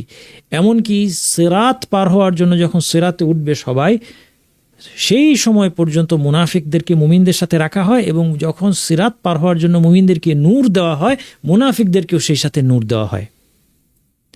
এটাই হচ্ছে আল্লাহর পক্ষ থেকে তাদেরকে ধোকায় ফেলে দেওয়া। কারণ এই সময় পর্যন্ত একটা দীর্ঘ সময় তাদেরকে আল্লাহ ছাড় দিলেন। এইবার যখন তারা সিরাত পার হবে সেই মুহূর্তে মুনাফিকের আলো নিভিয়ে দেওয়া হয়। ইয়াউমা ইয়াকুলুল মুনাফিকুনা ওয়াল মুনাফিকাতু লিল্লাযীনা আমানু উনজুরুনা, যেদিন মুনাফিক নরনারী ইমানদারদেরকে বলবে আমাদের জন্য অপেক্ষা করো, নাকতাবিস মিন নূরিকুম, আমরা তোমাদের আলো থেকে একটু একখণ্ড নিব, কারণ আমাদের আলো নিভে গিয়েছে। কিল আরজিউ ওয়ারাকুম ফালতামিসু নূরা, তোমরা পিছনে গিয়ে নূর তালাশ করো। ফাদুরিবা বাইনাহুম বিসূরিন লাহু বাব, এরপরে একটা দরজা দিয়ে দেওয়া হবে যার ভিতরে রহমত থাকবে, বাইরের দিক থেকে আযাব আসবে। এইভাবে সেই মুহূর্তে মুনাফিকদেরকে আলাদা করে ফেলা হবে। তাদের প্রতারণার শাস্তি স্বরূপ এভাবে তাদেরকে ধোকায় ফেলে শাস্তির মধ্যে ফেলে দেওয়া হবে। কিন্তু যদি এটা হচ্ছে ইমাম তাবারির বক্তব্য, যদি প্রতারণা একপাক্ষিক হয়, ইউখাদিউনা, এটাও সম্ভাবনা আছে। অনেকে বলেছেন এখানে ইউখাদিউনা বলতে দুই পক্ষ বোঝানো হচ্ছে না, এক পক্ষই, অর্থাৎ তারাই প্রতারণা করছে। সেই ক্ষেত্রে যেহেতু আল্লাহ প্রতারিত হন না, তাহলে এখানে প্রতারণার অর্থ কী সেই ব্যাপারে মুফাসসিরদের 5টা বক্তব্য আছে। ইয়াহইয়া বিন সাল্লাম বর্ণনা করেছেন, যেটা ইবনু আবিজ জামানাইন তার কিতাবের মধ্যে উল্লেখ করেছেন। তিনি বলেছেন রাসূল বা মুমিনদের প্রতারণাকেই আল্লাহ নিজের সাথে প্রতারণা গণ্য করেছেন এখানে, অর্থাৎ আল্লাহকে তারা প্রতারিত করছে তা না, কিন্তু রাসূল এবং মুমিনদের সাথে যখন তারা প্রতারণা করছে, যেহেতু তারা আল্লাহর দল, আল্লাহ এটাকে আল্লাহর প্রতারণা হিসেবে কনসিডার করেছেন। 1 নম্বর। 2 নম্বর ব্যাখ্যা, এখানে খিদা এর অর্থ হচ্ছে লুকানো অর্থে, যেটা হচ্ছে এই শব্দটার মূল অর্থ, অর্থাৎ মনে যা আছে তার বিপরীত কিছু দেখানো অর্থে। এই অর্থটা জাদুল মাসির গ্রন্থে উল্লেখ আছে এবং বাগাভি এবং সাম্প্রতিক সময়ে সাদি প্রমুখ এই মতটাকে সমর্থন করছে। 3 নম্বর হচ্ছে ইবনু কাসির বলেছেন যে এখানে তারা প্রতারণা করেছে এই অর্থে যে তাদের ধারণা তারা প্রতারণা করতে সক্ষম, মানে তাদের ধারণায় তারা আল্লাহকে প্রতারণা করেছে। 4 নম্বর জামাখশারি বলেছেন তারা যে কাজটি করে সেটা সৃষ্টির ক্ষেত্রে হলে সেটাকে প্রতারণা বলা হয়তো, এই জন্য এখানেও এটাকে প্রতারণা বলা হয়েছে। আর সর্বশেষ কুরতুবী এবং আদ-দুরুল মাসুনে লেখক তিনি বলেছেন যে তাদের কাজটির নাম প্রতারণা, যদিও প্রকৃতপক্ষে কেউ প্রতারিত হয়নি। তাহলে যদি এখানে ইউখাদিউনা শব্দটা একপাক্ষিক প্রতারণা অর্থে আসে, তাহলে এই 5টার একটা অর্থে এটাকে নিতে হবে। 10 নম্বর আয়াত সর্বশেষ, আল্লাহ তাদের সম্পর্কে বলেছেন ফি কুলুবিহিম মারাদ, তাদের অন্তরে রোগ আছে। ফাযাদাহুমুল্লাহু মারাদা, আল্লাহ তাদের রোগ বাড়িয়ে দিয়েছেন। ওয়ালাহুম আযাবুন আলীমুম বিমা কানু ইয়াকযিবুন, আর তাদের জন্য যন্ত্রণাকর শাস্তি রয়েছে কারণ তারা মিথ্যা বলতো। এখানে রোগ বলতে কি বোঝানো হয়েছে? তাদের অন্তরে যে রোগ, বেশিরভাগ মুফাসসির বলেছেন এটা হচ্ছে সন্দেহ। ইবনু মাসউদ, ইবনু আব্বাস, আবুল আলিয়া, অনেকের নাম আপনারা এখানে দেখতে পাচ্ছেন, মুজাহিদ, কাতাদা, ইকরিমা, বিখ্যাত মুফাসসিরদের অনেকে বলেছেন এই রোগ হচ্ছে সংশয় রোগ। কেউ কেউ বলেছেন, এবং তারাও সালাফদের মুফাসসির ইকরিমা, তাউস, এই দুজনই ইবনু আব্বাসের ছাত্র, তারা বলেছেন এই রোগ হচ্ছে ব্যভিচার, অর্থাৎ অশ্লীলতার প্রতি আসক্তি, ব্যভিচারের আগ্রহ, এই রোগ। যায়েদ বিন আলী থেকে বর্ণিত যে উভয় রোগী উদ্দেশ্য, এবং দুইটাই উদ্দেশ্য হতে কোনো বাধা নাই। কোনো আয়াতের তাফসিরে যদি মুফাসসিরদের 2টা মত পাওয়া যায় এবং দুইটাই একসাথে প্রযোজ্য হতে যদি কোনো বাধা না থাকে, তাহলে দুইটাই একসাথে প্রযোজ্য হওয়া সম্ভব। এই জন্য এখান থেকে আমরা বুঝতে পারি আমাদেরকে এই 2টা রোগ 2 ক্যাটাগরি। একটা হচ্ছে শুবুহাত, অন্তরের রোগ 2 রকম, শুবুহাত সংশয় সন্দেহ। এই সংশয় সন্দেহ দূর করার উপায় হচ্ছে জ্ঞান। জ্ঞানের অভাবে সংশয় আমাদের অন্তরে দানা বেঁধে বসে। আমরা যত বেশি কোরআন হাদিস ভিত্তিক বিশুদ্ধ জ্ঞান অর্জন করব, আমাদের মনের মধ্য থেকে সংশয় দূর হয়ে যাবে। শাহাওয়াতের রোগ হচ্ছে কামনা বাসনা, অনিয়ন্ত্রিত কামনা বাসনা, লোভ, লালসা, ব্যভিচারের প্রতি আকর্ষণ, এইগুলি হচ্ছে শাহাওয়াত। তাহলে এই 2 ধরনের রোগ থেকে আমাদেরকে আল্লাহর কাছে আশ্রয় চাইতে হবে। এই আয়াত থেকে আমরা বুঝতে পারি যে প্রতিদান আমলের অনুরূপ। কিভাবে বুঝলাম? আল্লাহ বলছেন তাদের অন্তরে রোগ আছে, ফাযাদাহুমুল্লাহু মারাদা, ফলে আল্লাহ তাদের রোগ বাড়িয়ে দিয়েছেন। ব্যাপারটা কি? কারণ তারা অন্তরে রোগকে পুষে রেখেছিল, এই জন্য আল্লাহ তাদের অন্তরের রোগ বাড়িয়ে দিয়েছেন। আব্দুর রহমান আস-সাদি রহমতুল্লাহ আলাইহি, তিনি সাম্প্রতিক সময়ের একজন মুফাসসির, তার খুব সুন্দর তাফসীর গ্রন্থ আছে, সেখানে তিনি বলছেন এই আয়াতটা কি? এই আয়াতটা হচ্ছে বায়ানুল লিহিকমাতিহি তাআলা ফি তাকদীরিল মাআসি আলাল আসিন। গুনাহগারদের জন্য আল্লাহ সুবহানাহু ওয়া তাআলা গুনাহ নির্ধারণ করেন কেন, সেটার হিকমা, প্রজ্ঞা বলে দেওয়া হয়েছে। ওয়া আন্নাহু বিসাবাবি যুনুবিহিমুস সাবিকা, তিনি বলছেন এটা তাদের অতীত গুনাহের কারণে। এবং তারপর একটা সাংঘাতিক কথা তিনি বলেছেন এবং কয়েকটা আয়াত উল্লেখ করেছেন, আয়াতগুলো আমরা দেখাবো। তার আগে তার এই সাংঘাতিক কথাটা বলি, সবাই এটা স্বর্ণাক্ষরে লিখে রাখবেন। অন্তত নিজের অন্তরে রেখে রাখবেন। তিনি বলছেন ফাউকুবাতুল মাসিয়াতি মাসিয়াতুন বাদাহা,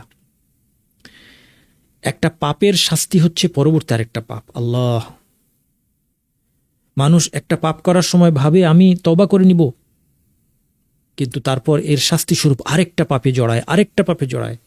এরপর যদি আল্লাহ তাকে রহম না করেন, এক সময় হয়তো সে কুফরিতে চলে যেতে পারে।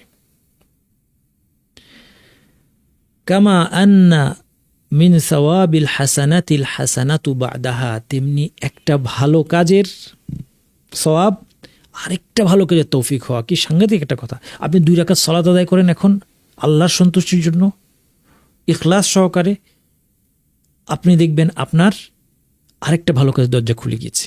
পরীক্ষিত। হ্যাঁ, আপনি সিম্পল একটা উদাহরণ দিই। আপনি ঘুমাতে যাবেন, হ্যাঁ, আমরা অনেকেই ঘুমানোর সময় উজু করি না, আলসামি লাগে আমাদের। ঘুমানোর সময় উজু করে ঘুমানো কি সুন্নাহ।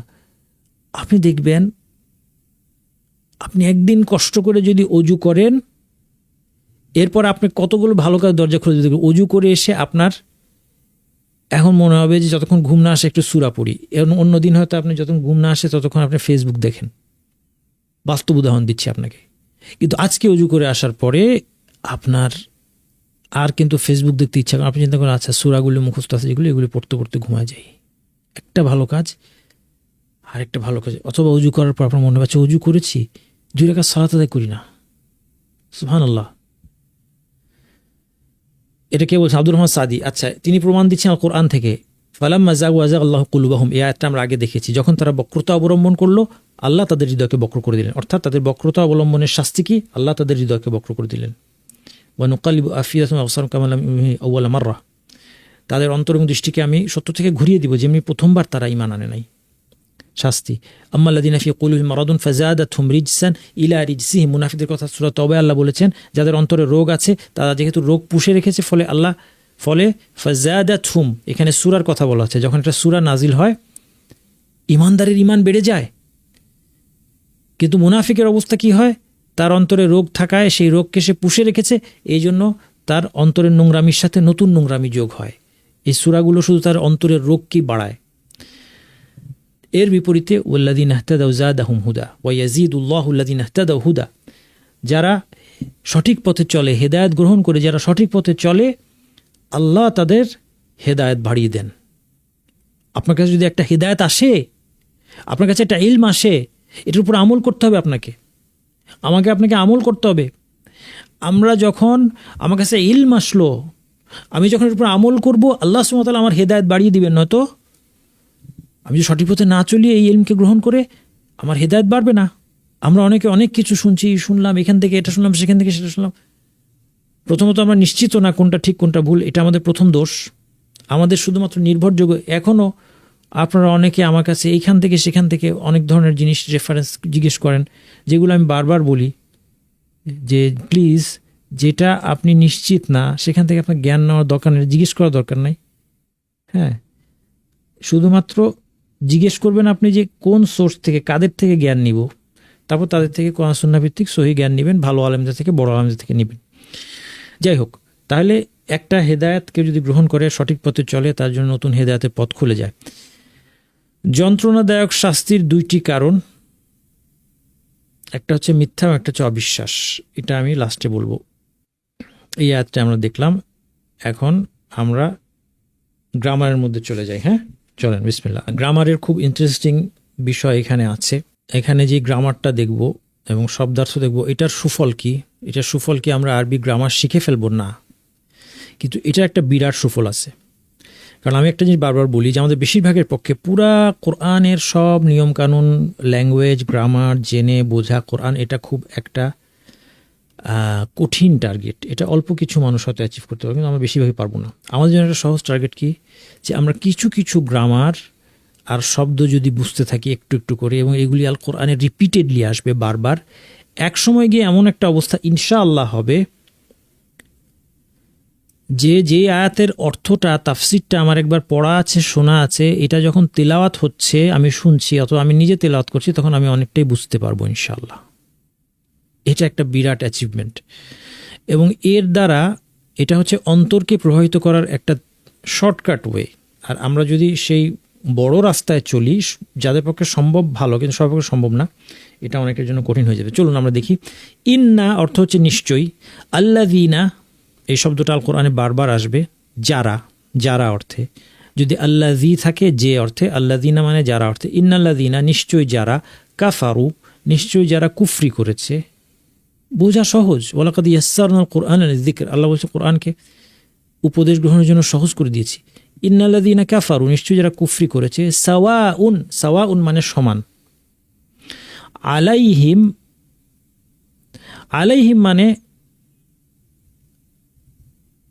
তাদের উপরে, আক্ষরিক অনুবাদ যদি করি তাদের উপরে, কিন্তু আসলে অব্যয় বা প্রিপোজিশনগুলি সবসময় আক্ষরিক অনুবাদ হয় না। বাংলায় এভাবে বলে না, বাংলায় বলে তাদের ক্ষেত্রে, মানে তাদের ক্ষেত্রে এটা সমান। নিশ্চয়ই যারা কুফরি করেছে তাদের ক্ষেত্রে কি সমান, এরপরে বলা হচ্ছে, এটা আমরা দেখব। আনজারতাহুম আম লাম তুনজিরহুম, তাদেরকে সতর্ক করো বা নাই করো, এটা তাদের জন্য সমান। তাহলে আলাইহিম হচ্ছে আলা মানে উপরে, কিন্তু আমরা এখানে জন্য কেন লিখলাম, কারণ বাংলায় তাদের উপরে সমান এভাবে বলে না, তাদের জন্য এটা সমান, তাদের ক্ষেত্রে এটা সমান, তাদেরকে সতর্ক করা বা না করা সমান। এই আয়াতটা কোন আয়াত? এটা কিন্তু গত দিনের আয়াত, হ্যাঁ, আমরা গ্রামারটা দেখা বাকি ছিল।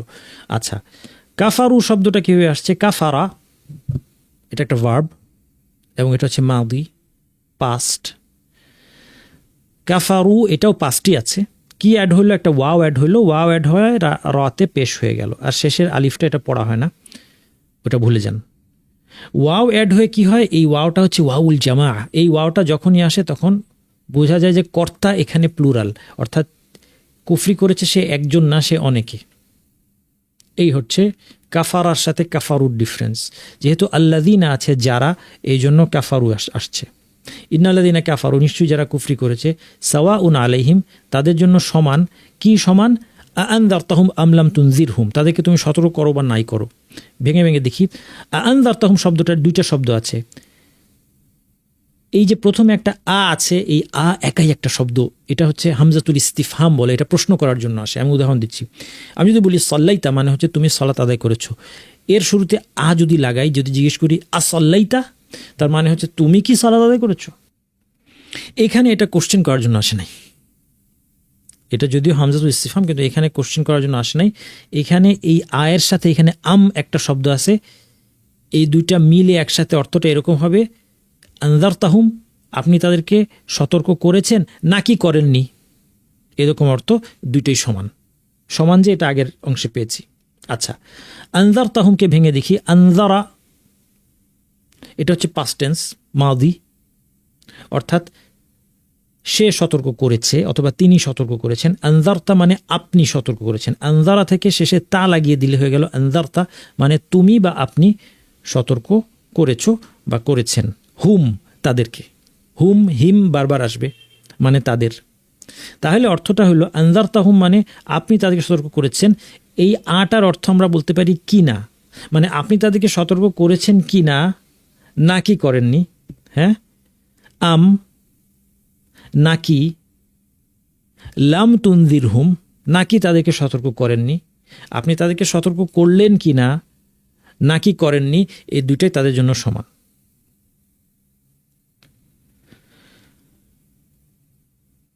তুনজিরহুম, লাম তুনজিরহুম কি হলো দেখেন, আনজারা থেকে এবার আসেন, এটা মাদি ছিল, পাস্ট মুদারে। মাদি মুদারে হচ্ছে ইউনজিরু, মাদি মুদারে। দেখেন আবার দেখাই, ফেল ক্রিয়া আরবিতে তিন রকম, একটা হচ্ছে মাদি মানে পাস্ট অতীত, মুদারে মানে বর্তমান বা ভবিষ্যৎ, আমর মানে আদেশ। তাহলে অন্যান্য ভাষায় যেমন অতীত বর্তমান ভবিষ্যৎ, এখানে অতীত বর্তমান আর ভবিষ্যৎ একই শব্দ দিয়ে বোঝায়, কনটেক্সট থেকে প্রসঙ্গ থেকে বুঝতে হয় বর্তমান না ভবিষ্যৎ নাকি দুইটাই। আর আমর হচ্ছে আদেশ, থার্ড টাইপ। আচ্ছা, যেমন আবাদা মানে হচ্ছে সে ইবাদত করেছিল, অতীত। ইয়া আবুদু মানে সে ইবাদত করে। উবুদ মানে ইবাদত করো, আদেশ। এরপর এটার আরও ভ্যারিয়েন্ট আছে, সেগুলো আস্তে আস্তে আমরা শিখব। এখানে তাহলে আনজারা মানে তিনি সতর্ক করেছিলেন, ইউনজিরু মানে সে তিনি আনজারা মানে তিনি সতর্ক করেছিলেন, তিনি দিয়ে বলি যেহেতু এখানে নবীর কথা বলা হচ্ছে, তিনি সতর্ক করেছিলেন। ইউনজিরু মানে তিনি সতর্ক করেন। তুনজিরু মানে আপনি সতর্ক করেন। ইউনজিরু আর তুনজিরু দেখেন একই জিনিস, ইয়াটাকে তা বানিয়ে দিলে তাতে তুমি, তুনজিরু মনে রাখা সহজ। তুমি সতর্ক করো, হুম, তুনজিরু হুম মানে তুমি তাদেরকে সতর্ক করো, কিন্তু শুরুতে লাম এসে এটাকে নেগেট করে দিয়েছে। লাম আসায় তুনজিরু রয়ের উপর যে পেশটা ছিল সেই পেশটা সুকুন হয়ে গেছে, এটা গ্রামারের একটা নিয়ম। লাম আসলে আর লাম তুনজিরু হুম বলা হবে না, বলা হবে লাম তুনজির হুম। তখন অর্থ দাঁড়াবে আপনি সতর্ক করেননি, অর্থটা পাস্ট হয়ে যাবে। আবার শোনেন, তুনজিরু হুম মানে ছিল আপনি তাদেরকে সতর্ক করছেন বা করবেন, বর্তমান বা ভবিষ্যৎ। কিন্তু যখন লাম চলে আসে, এক নম্বর কাজ হচ্ছে এটা নেগেট হয়ে গেল, অর্থাৎ সতর্ক করা হচ্ছে না এটা। দুই নম্বর মিনিংটা পাস্ট হয়ে যায়, অর্থাৎ লাম তুনজির হুম মানে হচ্ছে আপনি তাদেরকে সতর্ক করেননি। তাইলে পুরাটার অর্থ দাঁড়াইল আনজারতাহুম আম লাম তুনজির হুম, পুরাটার অর্থ দাঁড়াইল আপনি তাদেরকে সতর্ক করেছেন কিনা, নাকি তাদের আপনি সতর্ক করেননি। এই দুইটাই সমান, এই দুইটা যে সমান এটা আগে গিয়েছে, সাওয়াউন আলাইহিম। তাহলে এই যে আনজারতাহুম আম লাম তুনজির হুম, এখন আমরা বুঝলাম না অর্থটা, আপনি তাদেরকে সতর্ক করেছেন কিনা নাকি তাদের সতর্ক করেনি। এখন এটাকে সিম্পলিফাই করে আমরা অনুবাদের জন্য বাংলায় সিম্পলিফাই করে আমরা বলবো সাওয়াউন আলাইহিম মানে তাদের জন্য সমান, আনজারতাহুম আম লাম তুনজির হুম আপনি তাদেরকে সতর্ক করা বা না করা তাদের জন্য সমান। এটাকে এখন জাস্ট সাবলীল বাংলায় নিয়ে আসলাম। লা ইউমিনুন তারা ঈমান আনবে না, খুব সহজ। লা মানে না, ইউমিনু মানে সে ঈমান আনে বা আনবে, এর সাথে ওয়াউনুন অ্যাড হলেই তারা হয়ে যায়। এটা কিন্তু আমরা বারবার দেখেছি, ইউকিনুন দেখেছি না, হ্যাঁ, ইউনফিকুন দেখেছি, একই রকম। ইউমিনু একজন, ইউমিনুন তারা, তাহলে তারা ঈমান আনবে না। ওয়াউনুন থাকায় অর্থ হলো তারা ঈমান আনবে না। তাহলে অর্থ কি দাঁড়ালো, নিশ্চয়ই যারা কুফরিতে লিপ্ত, ইন্নাল্লাযিনা কাফারু সাওয়াউন আলাইহিম আনজারতুম আম লাম তুনজিরহুম, তাদেরকে আপনার সতর্ক করা বা না করা সমান, লা ইউমিনুন তারা ঈমান আনবে না। খাতামা, খাতামা মানে হচ্ছে মোহর করে দিয়েছেন, সিল মোহর, ওই যে একটা খামের উপরে যে সিলগালা লাগায় না, এটা খাতামা, সিল মোহর করে দিয়েছেন। মোহর করে দিয়েছেন কে?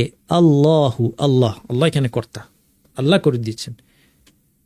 তাহলে মোহর করে দিয়েছেন আল্লাহ, পরে ঘুরিয়ে নিব, কারণ মোহর করে দিয়েছেন আল্লাহ বাংলায় আমি বলি না, বাংলায় বলি আল্লাহ মোহর করে দিয়েছেন। আলা কুলুবিহিম, আলা মানে উপরে, কুলুবিহিম খুব সহজ, কুলুব হচ্ছে কলব, হচ্ছে অন্তর, বাংলায় কলব আছে শব্দটা, কলব এর প্লুরাল হচ্ছে কুলুব, তাহলে অন্তরসমূহ। হিম মানে আমি বলেছি বারবার আমরা পাবো হুম, হিম মানে তারা, তাদের অন্তর। আল্লাহ মোহর করে দিয়েছেন, মোহর করে দিয়েছেন আল্লাহ তাদের অন্তরের উপর, অর্থাৎ আল্লাহ তাদের অন্তরের উপর মোহর করে দিয়েছেন। ওয়া আলা এবং, ওয়া মানে এবং, আলা উপরে, সামঈহিম, সামা মানে শ্রবণ, শোনার শক্তি, হিম মানে তাদের, এবং তাদের শ্রবণের উপর। তাহলে খাতামাল্লাহু আলা কুলুবিহিম ওয়া আলা সামঈহিম, আল্লাহ তাদের হৃদয় ও কান মোহর করে দিয়েছেন। একটু সিম্পলিফাই করে সাবলীল করে লিখলাম। ওয়া আলা আবসারিহিম গিশাওয়া, এবং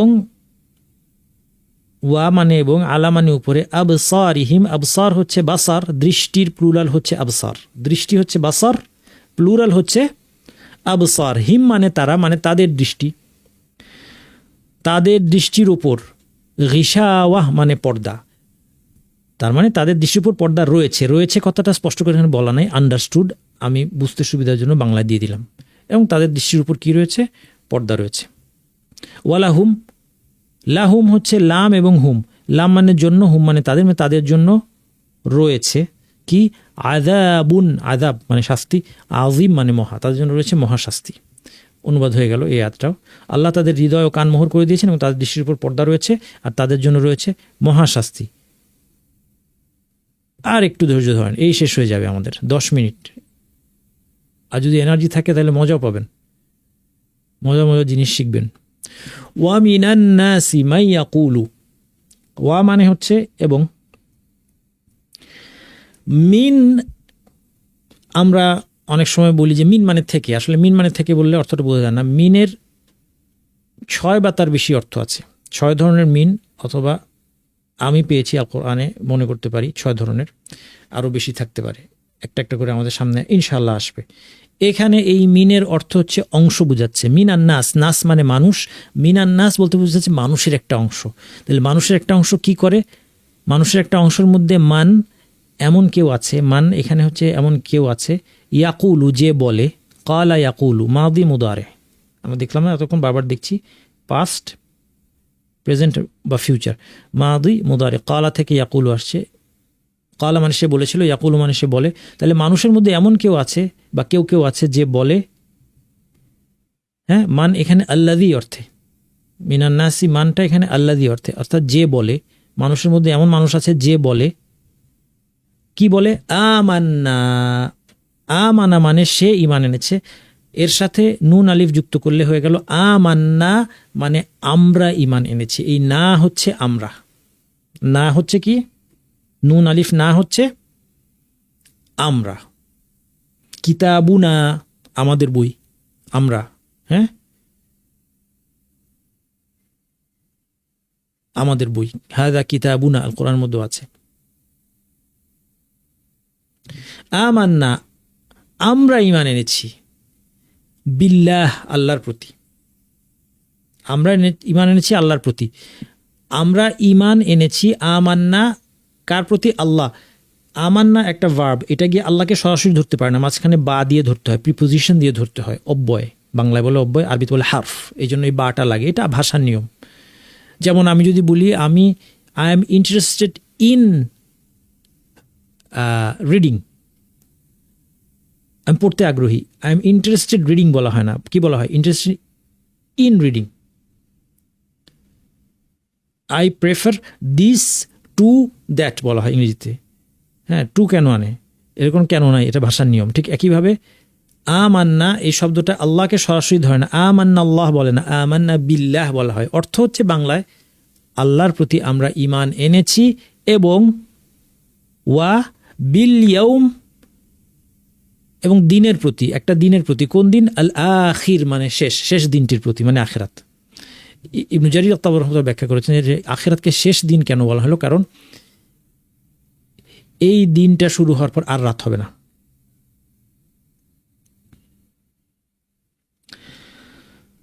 এই জন্য আখিরাতকে আল ইয়াউমুল আখির বলা হয়েছে, এটা ইমাম তাবরীর বক্তব্য।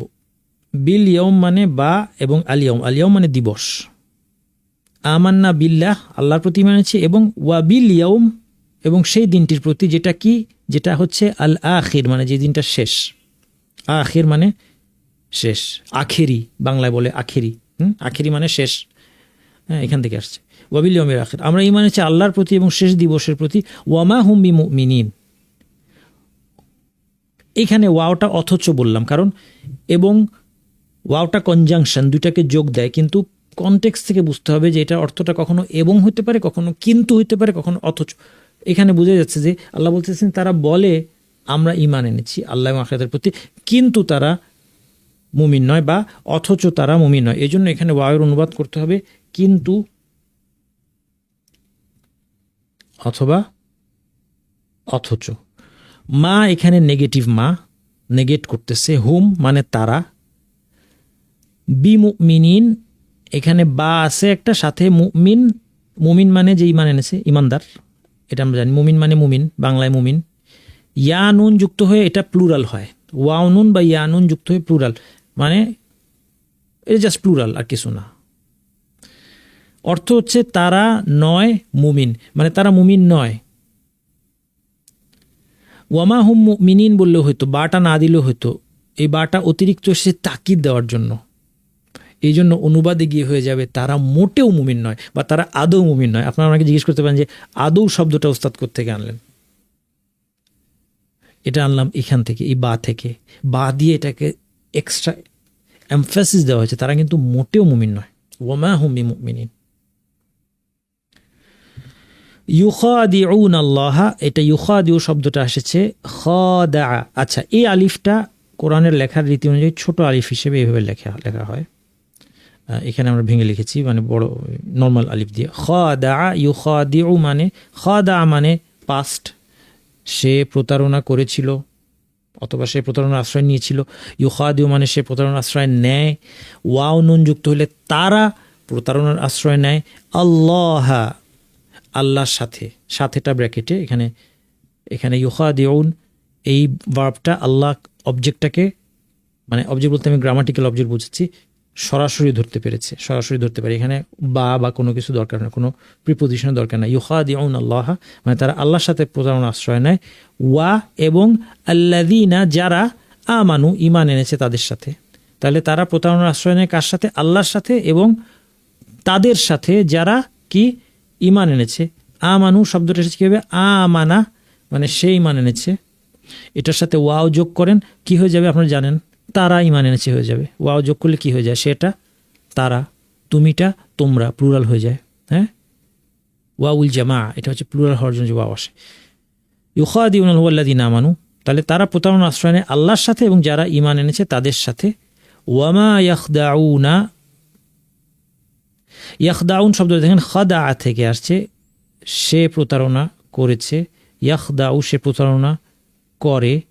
ইয়াখদাউন তারা প্রতারণা করে, ওয়াও নুন দিলে তারা। হ্যাঁ, কখনো ওয়াও কখনো ওয়াও নুন, অর্থ কি হয়? প্লুরাল, তারা। মা ইয়াখদাউন তারা প্রতারণা করে না, ওয়াও এখানে অথচ তারা প্রতারণা করে না, ইল্লা ব্যতীত আনফুসাহুম তাদের নিজেদেরকে, মানে তারা ঠকায় না এক্সেপ্ট তাদের নিজেদেরকে, মানে তারা নিজেদেরকে ছাড়া আর কাউকে ঠকায় না, তারা নিজেদেরকে ছাড়া আর কারোর সাথে প্রতারণা করে না, কেবল নিজেদেরকেই সে প্রতারিত করে, এই অর্থ। ইল্লা মানে ব্যতীত, আনফুসাহুমটা কি জিনিস? নফস মানে কি? সেলফ।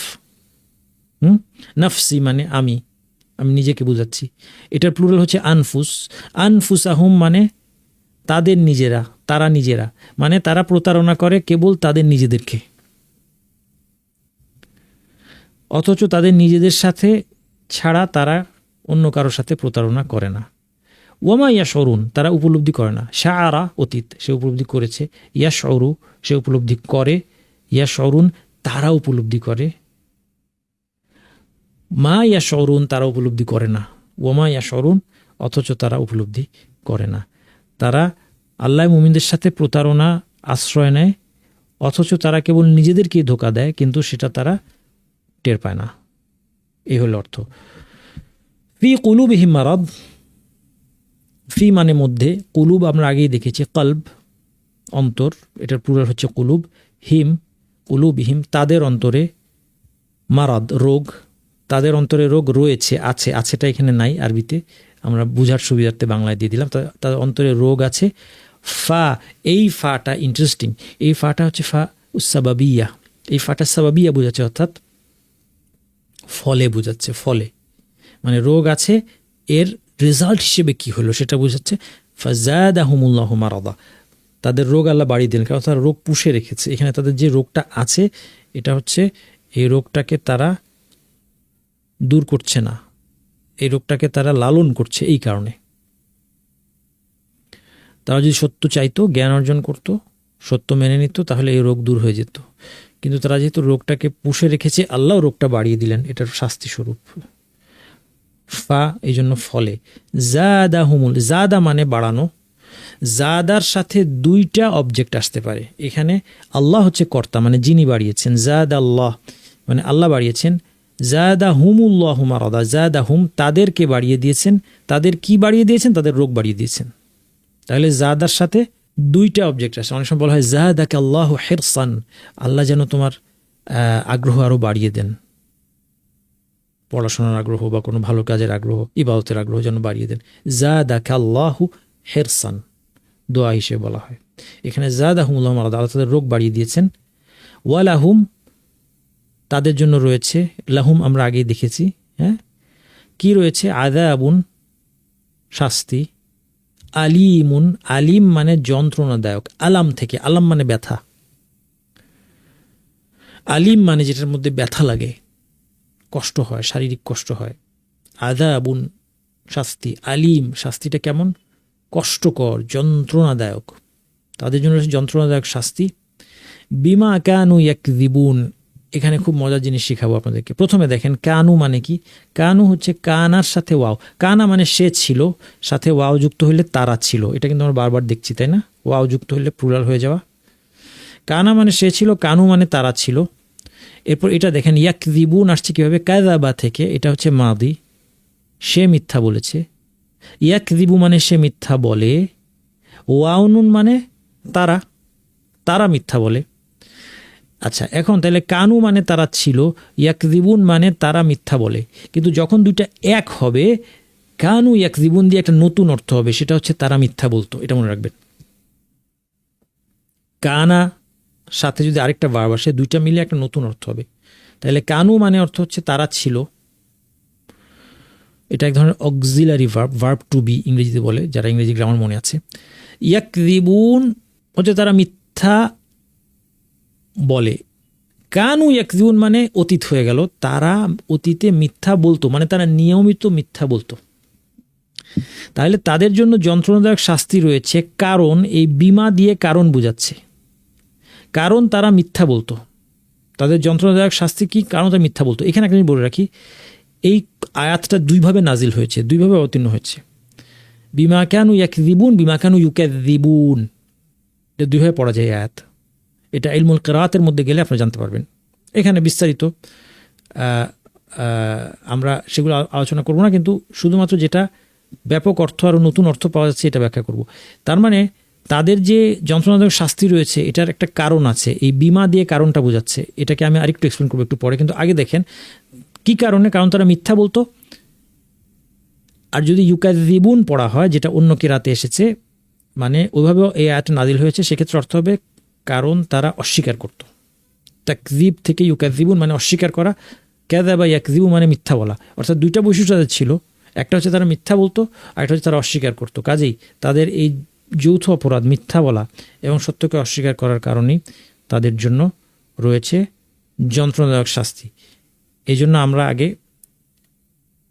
একটা স্লাইডে ছিল যে তাদের মিথ্যা এবং অস্বীকৃতি, এই দুইটার কারণে তাদের এই শাস্তি। ওকে, এবার আমরা গ্রামারের আলোচনা ফিরে আসি। এখন দেখেন বিমা দিয়ে বোঝাচ্ছে, বা দিয়ে সাবাব বোঝাচ্ছে। আরবিতে শব্দটা খেয়াল রাখেন, সাবাব মানে হচ্ছে কোনো কিছুর কারণ কি সেটা বোঝানো। তাহলে ওয়ালাহুম আযাবুন আলিমুম, বি মানে কারণ, কানু ইয়াকযিবুন তারা মিথ্যা বলতো। আরবিতে এভাবে বলা হয় না, একটা মা দরকার হয়। এই মাটা হচ্ছে মাসদারের অর্থ দেয়। এই জিনিসটাই আমরা এখন বুঝে আমাদের ক্লাস শেষ। আপনাদের আল্লাহ ধৈর্য বাড়িয়ে দিন। আপনারা যারা এখনও বসে আছেন, জানি না এখনও কয়জন আছেন আমার সামনে, এই মুহূর্তে আমি দেখতে পাচ্ছি না। আল্লাহ সুবহানাহু ওয়া তাআলা ধৈর্য বাড়িয়ে দিন, হ্যাঁ, এবং জ্ঞান বাড়িয়ে দিন, দোয়া করে দিচ্ছি। আর তো কোনো কিছু দেওয়ার নাই। আচ্ছা দেখেন, এই মাটা মাসদারটা কখন লাগে দেখেন। আরবি ইন্টারেস্টিং জিনিস এটা একটা। আমি বলতে চাচ্ছি আলিম তু, আমি জানি। আলিম তু মানে আমি জানি। এটা অন্য উদাহরণ দিচ্ছি কোরআনের বাইরে থেকে। আলিম তু হা ওয়ালতা, আমি জানি। হা ওয়ালতা মানে তুমি চেষ্টা করেছো। আমি বলতে চাচ্ছি কি, যে আমি বলতে চাচ্ছি যে তুমি যে চেষ্টা করেছো, তোমার চেষ্টার কথা আমি জানি। তুমি চেষ্টা করেছো এটা আমি জানি। কিন্তু আরবিতে আলিম তু হা ওয়ালতা এভাবে বলা হয় না। দুইটা শব্দ জোড়া দিব কীভাবে? দুইটাই ভার্ব। আলিম তু আমি জানি, হা ওয়ালতা তুমি চেষ্টা করেছো। কিন্তু আমি যেটা বলতে চাচ্ছি কথা, এটা হচ্ছে আমি জানি যে তুমি চেষ্টা করেছো। এই দুটোকে জোড়া দিব কীভাবে?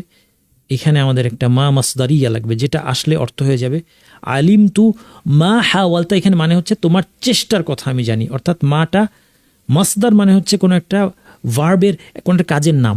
হা ওয়ালতা মানে কি? তুমি চেষ্টা করেছো। এই কাজটার নাম কি? চেষ্টা করা। এই জন্য আমাকে এখানে যেটা ভার্ব আছে, এরপরে আসলে নর্মালি একটা নাউন থাকার কথা ছিল, মাসদার থাকা কথা ছিল, কিন্তু মাসদার যেহেতু নাই, এখানে একটা ভার্ব আছে। সেই ভার্বটাকে মাসদারে কনভার্ট করার জন্য, ভার্বের অর্থটাকে মাসদারের অর্থে কনভার্ট করার জন্য এই মাটা আসছে। এই জন্য যখন আমি বলবো আলিম তুমা হাওয়ালতা, অর্থ হয়ে যাবে আমি তোমার চেষ্টার কথা জানি। আরেকটা উদাহরণ, নাসাহতু জাইদান, আমি জাইদকে নসিহত করেছি। ইয়াকযিবু, কারণ সে মিথ্যা বলে। কারণটা এখনো বলি না, কিন্তু আমি বলতে চাচ্ছি যে আমি জাইদকে নসিহত করেছি কেন? ইয়াকযিবু, সে মিথ্যা বলে, কারণ সে মিথ্যা বলে। এটা যুক্ত করবো কীভাবে? কারণ বোঝানোর জন্য বা লাগবে। নাসাহতু জাইদান, কারণ সে মিথ্যা বলে, এই জন্য কারণ সাবাব, এই জন্য বাটা লাগবে না, বি। কিন্তু বি গিয়ে ইয়াকযিবুকে ধরতে পারবে না, এটা আরবি নিয়মে নাই। নাসাহতু জাইদান বি ইয়াকযিবু, এটা বলে না আরবরা। তাহলে দুইটা উপায় আছে, এটার সাথে একটা ইসিম লাগবে, এটা ভার্ব, একটা নাউন লাগবে। হয় ইয়াকযিবুকে আমি নাউন বানাবো, তাইলে বলবো নাসাহতু জাইদান বিকাযিবিহি। এখন ইয়াকযিবুকে চেঞ্জ করে আমি নাউন বানিয়ে ফেলছি, মানে মিথ্যা কথা বলার যে কাজটা সেটা কি মিথ্যা বলা, অর্থাৎ জায়েদকে তার মিথ্যা বলার কারণে আমি নসিহত করলাম। অথবা আমি যদি ভার্বটাকে ভার্ব রাখতে চাই তাহলে বিয়ের সাথে একটা মা মাসদারিয়ে আনতে হবে, যেটা পরের ভার্বের সাথে মিলে ভার্বের যে ক্রিয়াটা, ক্রিয়ার যে নাম, সেই নামের অর্থটা দিবে। মাসদার, এটাই মাসদার, ক্রিয়ার নামটাই মাসদার, মানে কাজের নামের অর্থ দিবে। নাসাহতু জাইদান বিমা ইয়াকযিবু, তখনও একই অর্থ হবে যে নাসাহতু জাইদান বিমা ইয়াকযিবু মানে আমি জাইদকে নসিহত করলাম তার মিথ্যা বলার কারণে। এই যে বলার কারণে কথাটা বলার জন্য মাটা আনতে হচ্ছে। এর সাথে যদি এই যে জায়েদকে মিথ্যা বলার কারণে নসিহত করেছি, অর্থ হয়ে গেল। অথবা জায়েদকে নসিহত করেছি কারণ সে মিথ্যা বলে, যেভাবে অনুবাদ করি। এর সাথে যদি কানা লাগিয়ে দিই তাহলে কি হবে, জায়েদকে নসিহত করেছি কারণ সে মিথ্যা বলতো, কানা ইয়াকযিবু। ওয়ালাহুম আযাবুন আলীম বিমা কানু ইয়াকযিবুন, তাদের জন্য রয়েছে যন্ত্রণার শাস্তি কারণ তারা মিথ্যা বলতো। জানি না বুঝাতে পারলাম কিনা। ফি কুলুবিহিম মারাদ, তাদের অন্তরে রোগ আছে। ফাযাদাহুমুল্লাহু মারাদা, ফলে আল্লাহ তাদের রোগ বাড়িয়ে দিয়েছেন। ওয়ালাহুম আযাবুন আলীমুম বিমা কানু ইয়াকযিবুন, আর তাদের জন্য যন্ত্রণার শাস্তি রয়েছে কারণ তারা নিয়মিত মিথ্যা বলতো। আমরা শেষ করতে পেরেছি, আলহামদুলিল্লাহ। সুবহানাকাল্লাহুম্মা ওয়া বিহামদিকা আশহাদু আল্লা ইলাহা ইল্লা আনতা আস্তাগফিরুকা ওয়া আতুবু ইলাইক।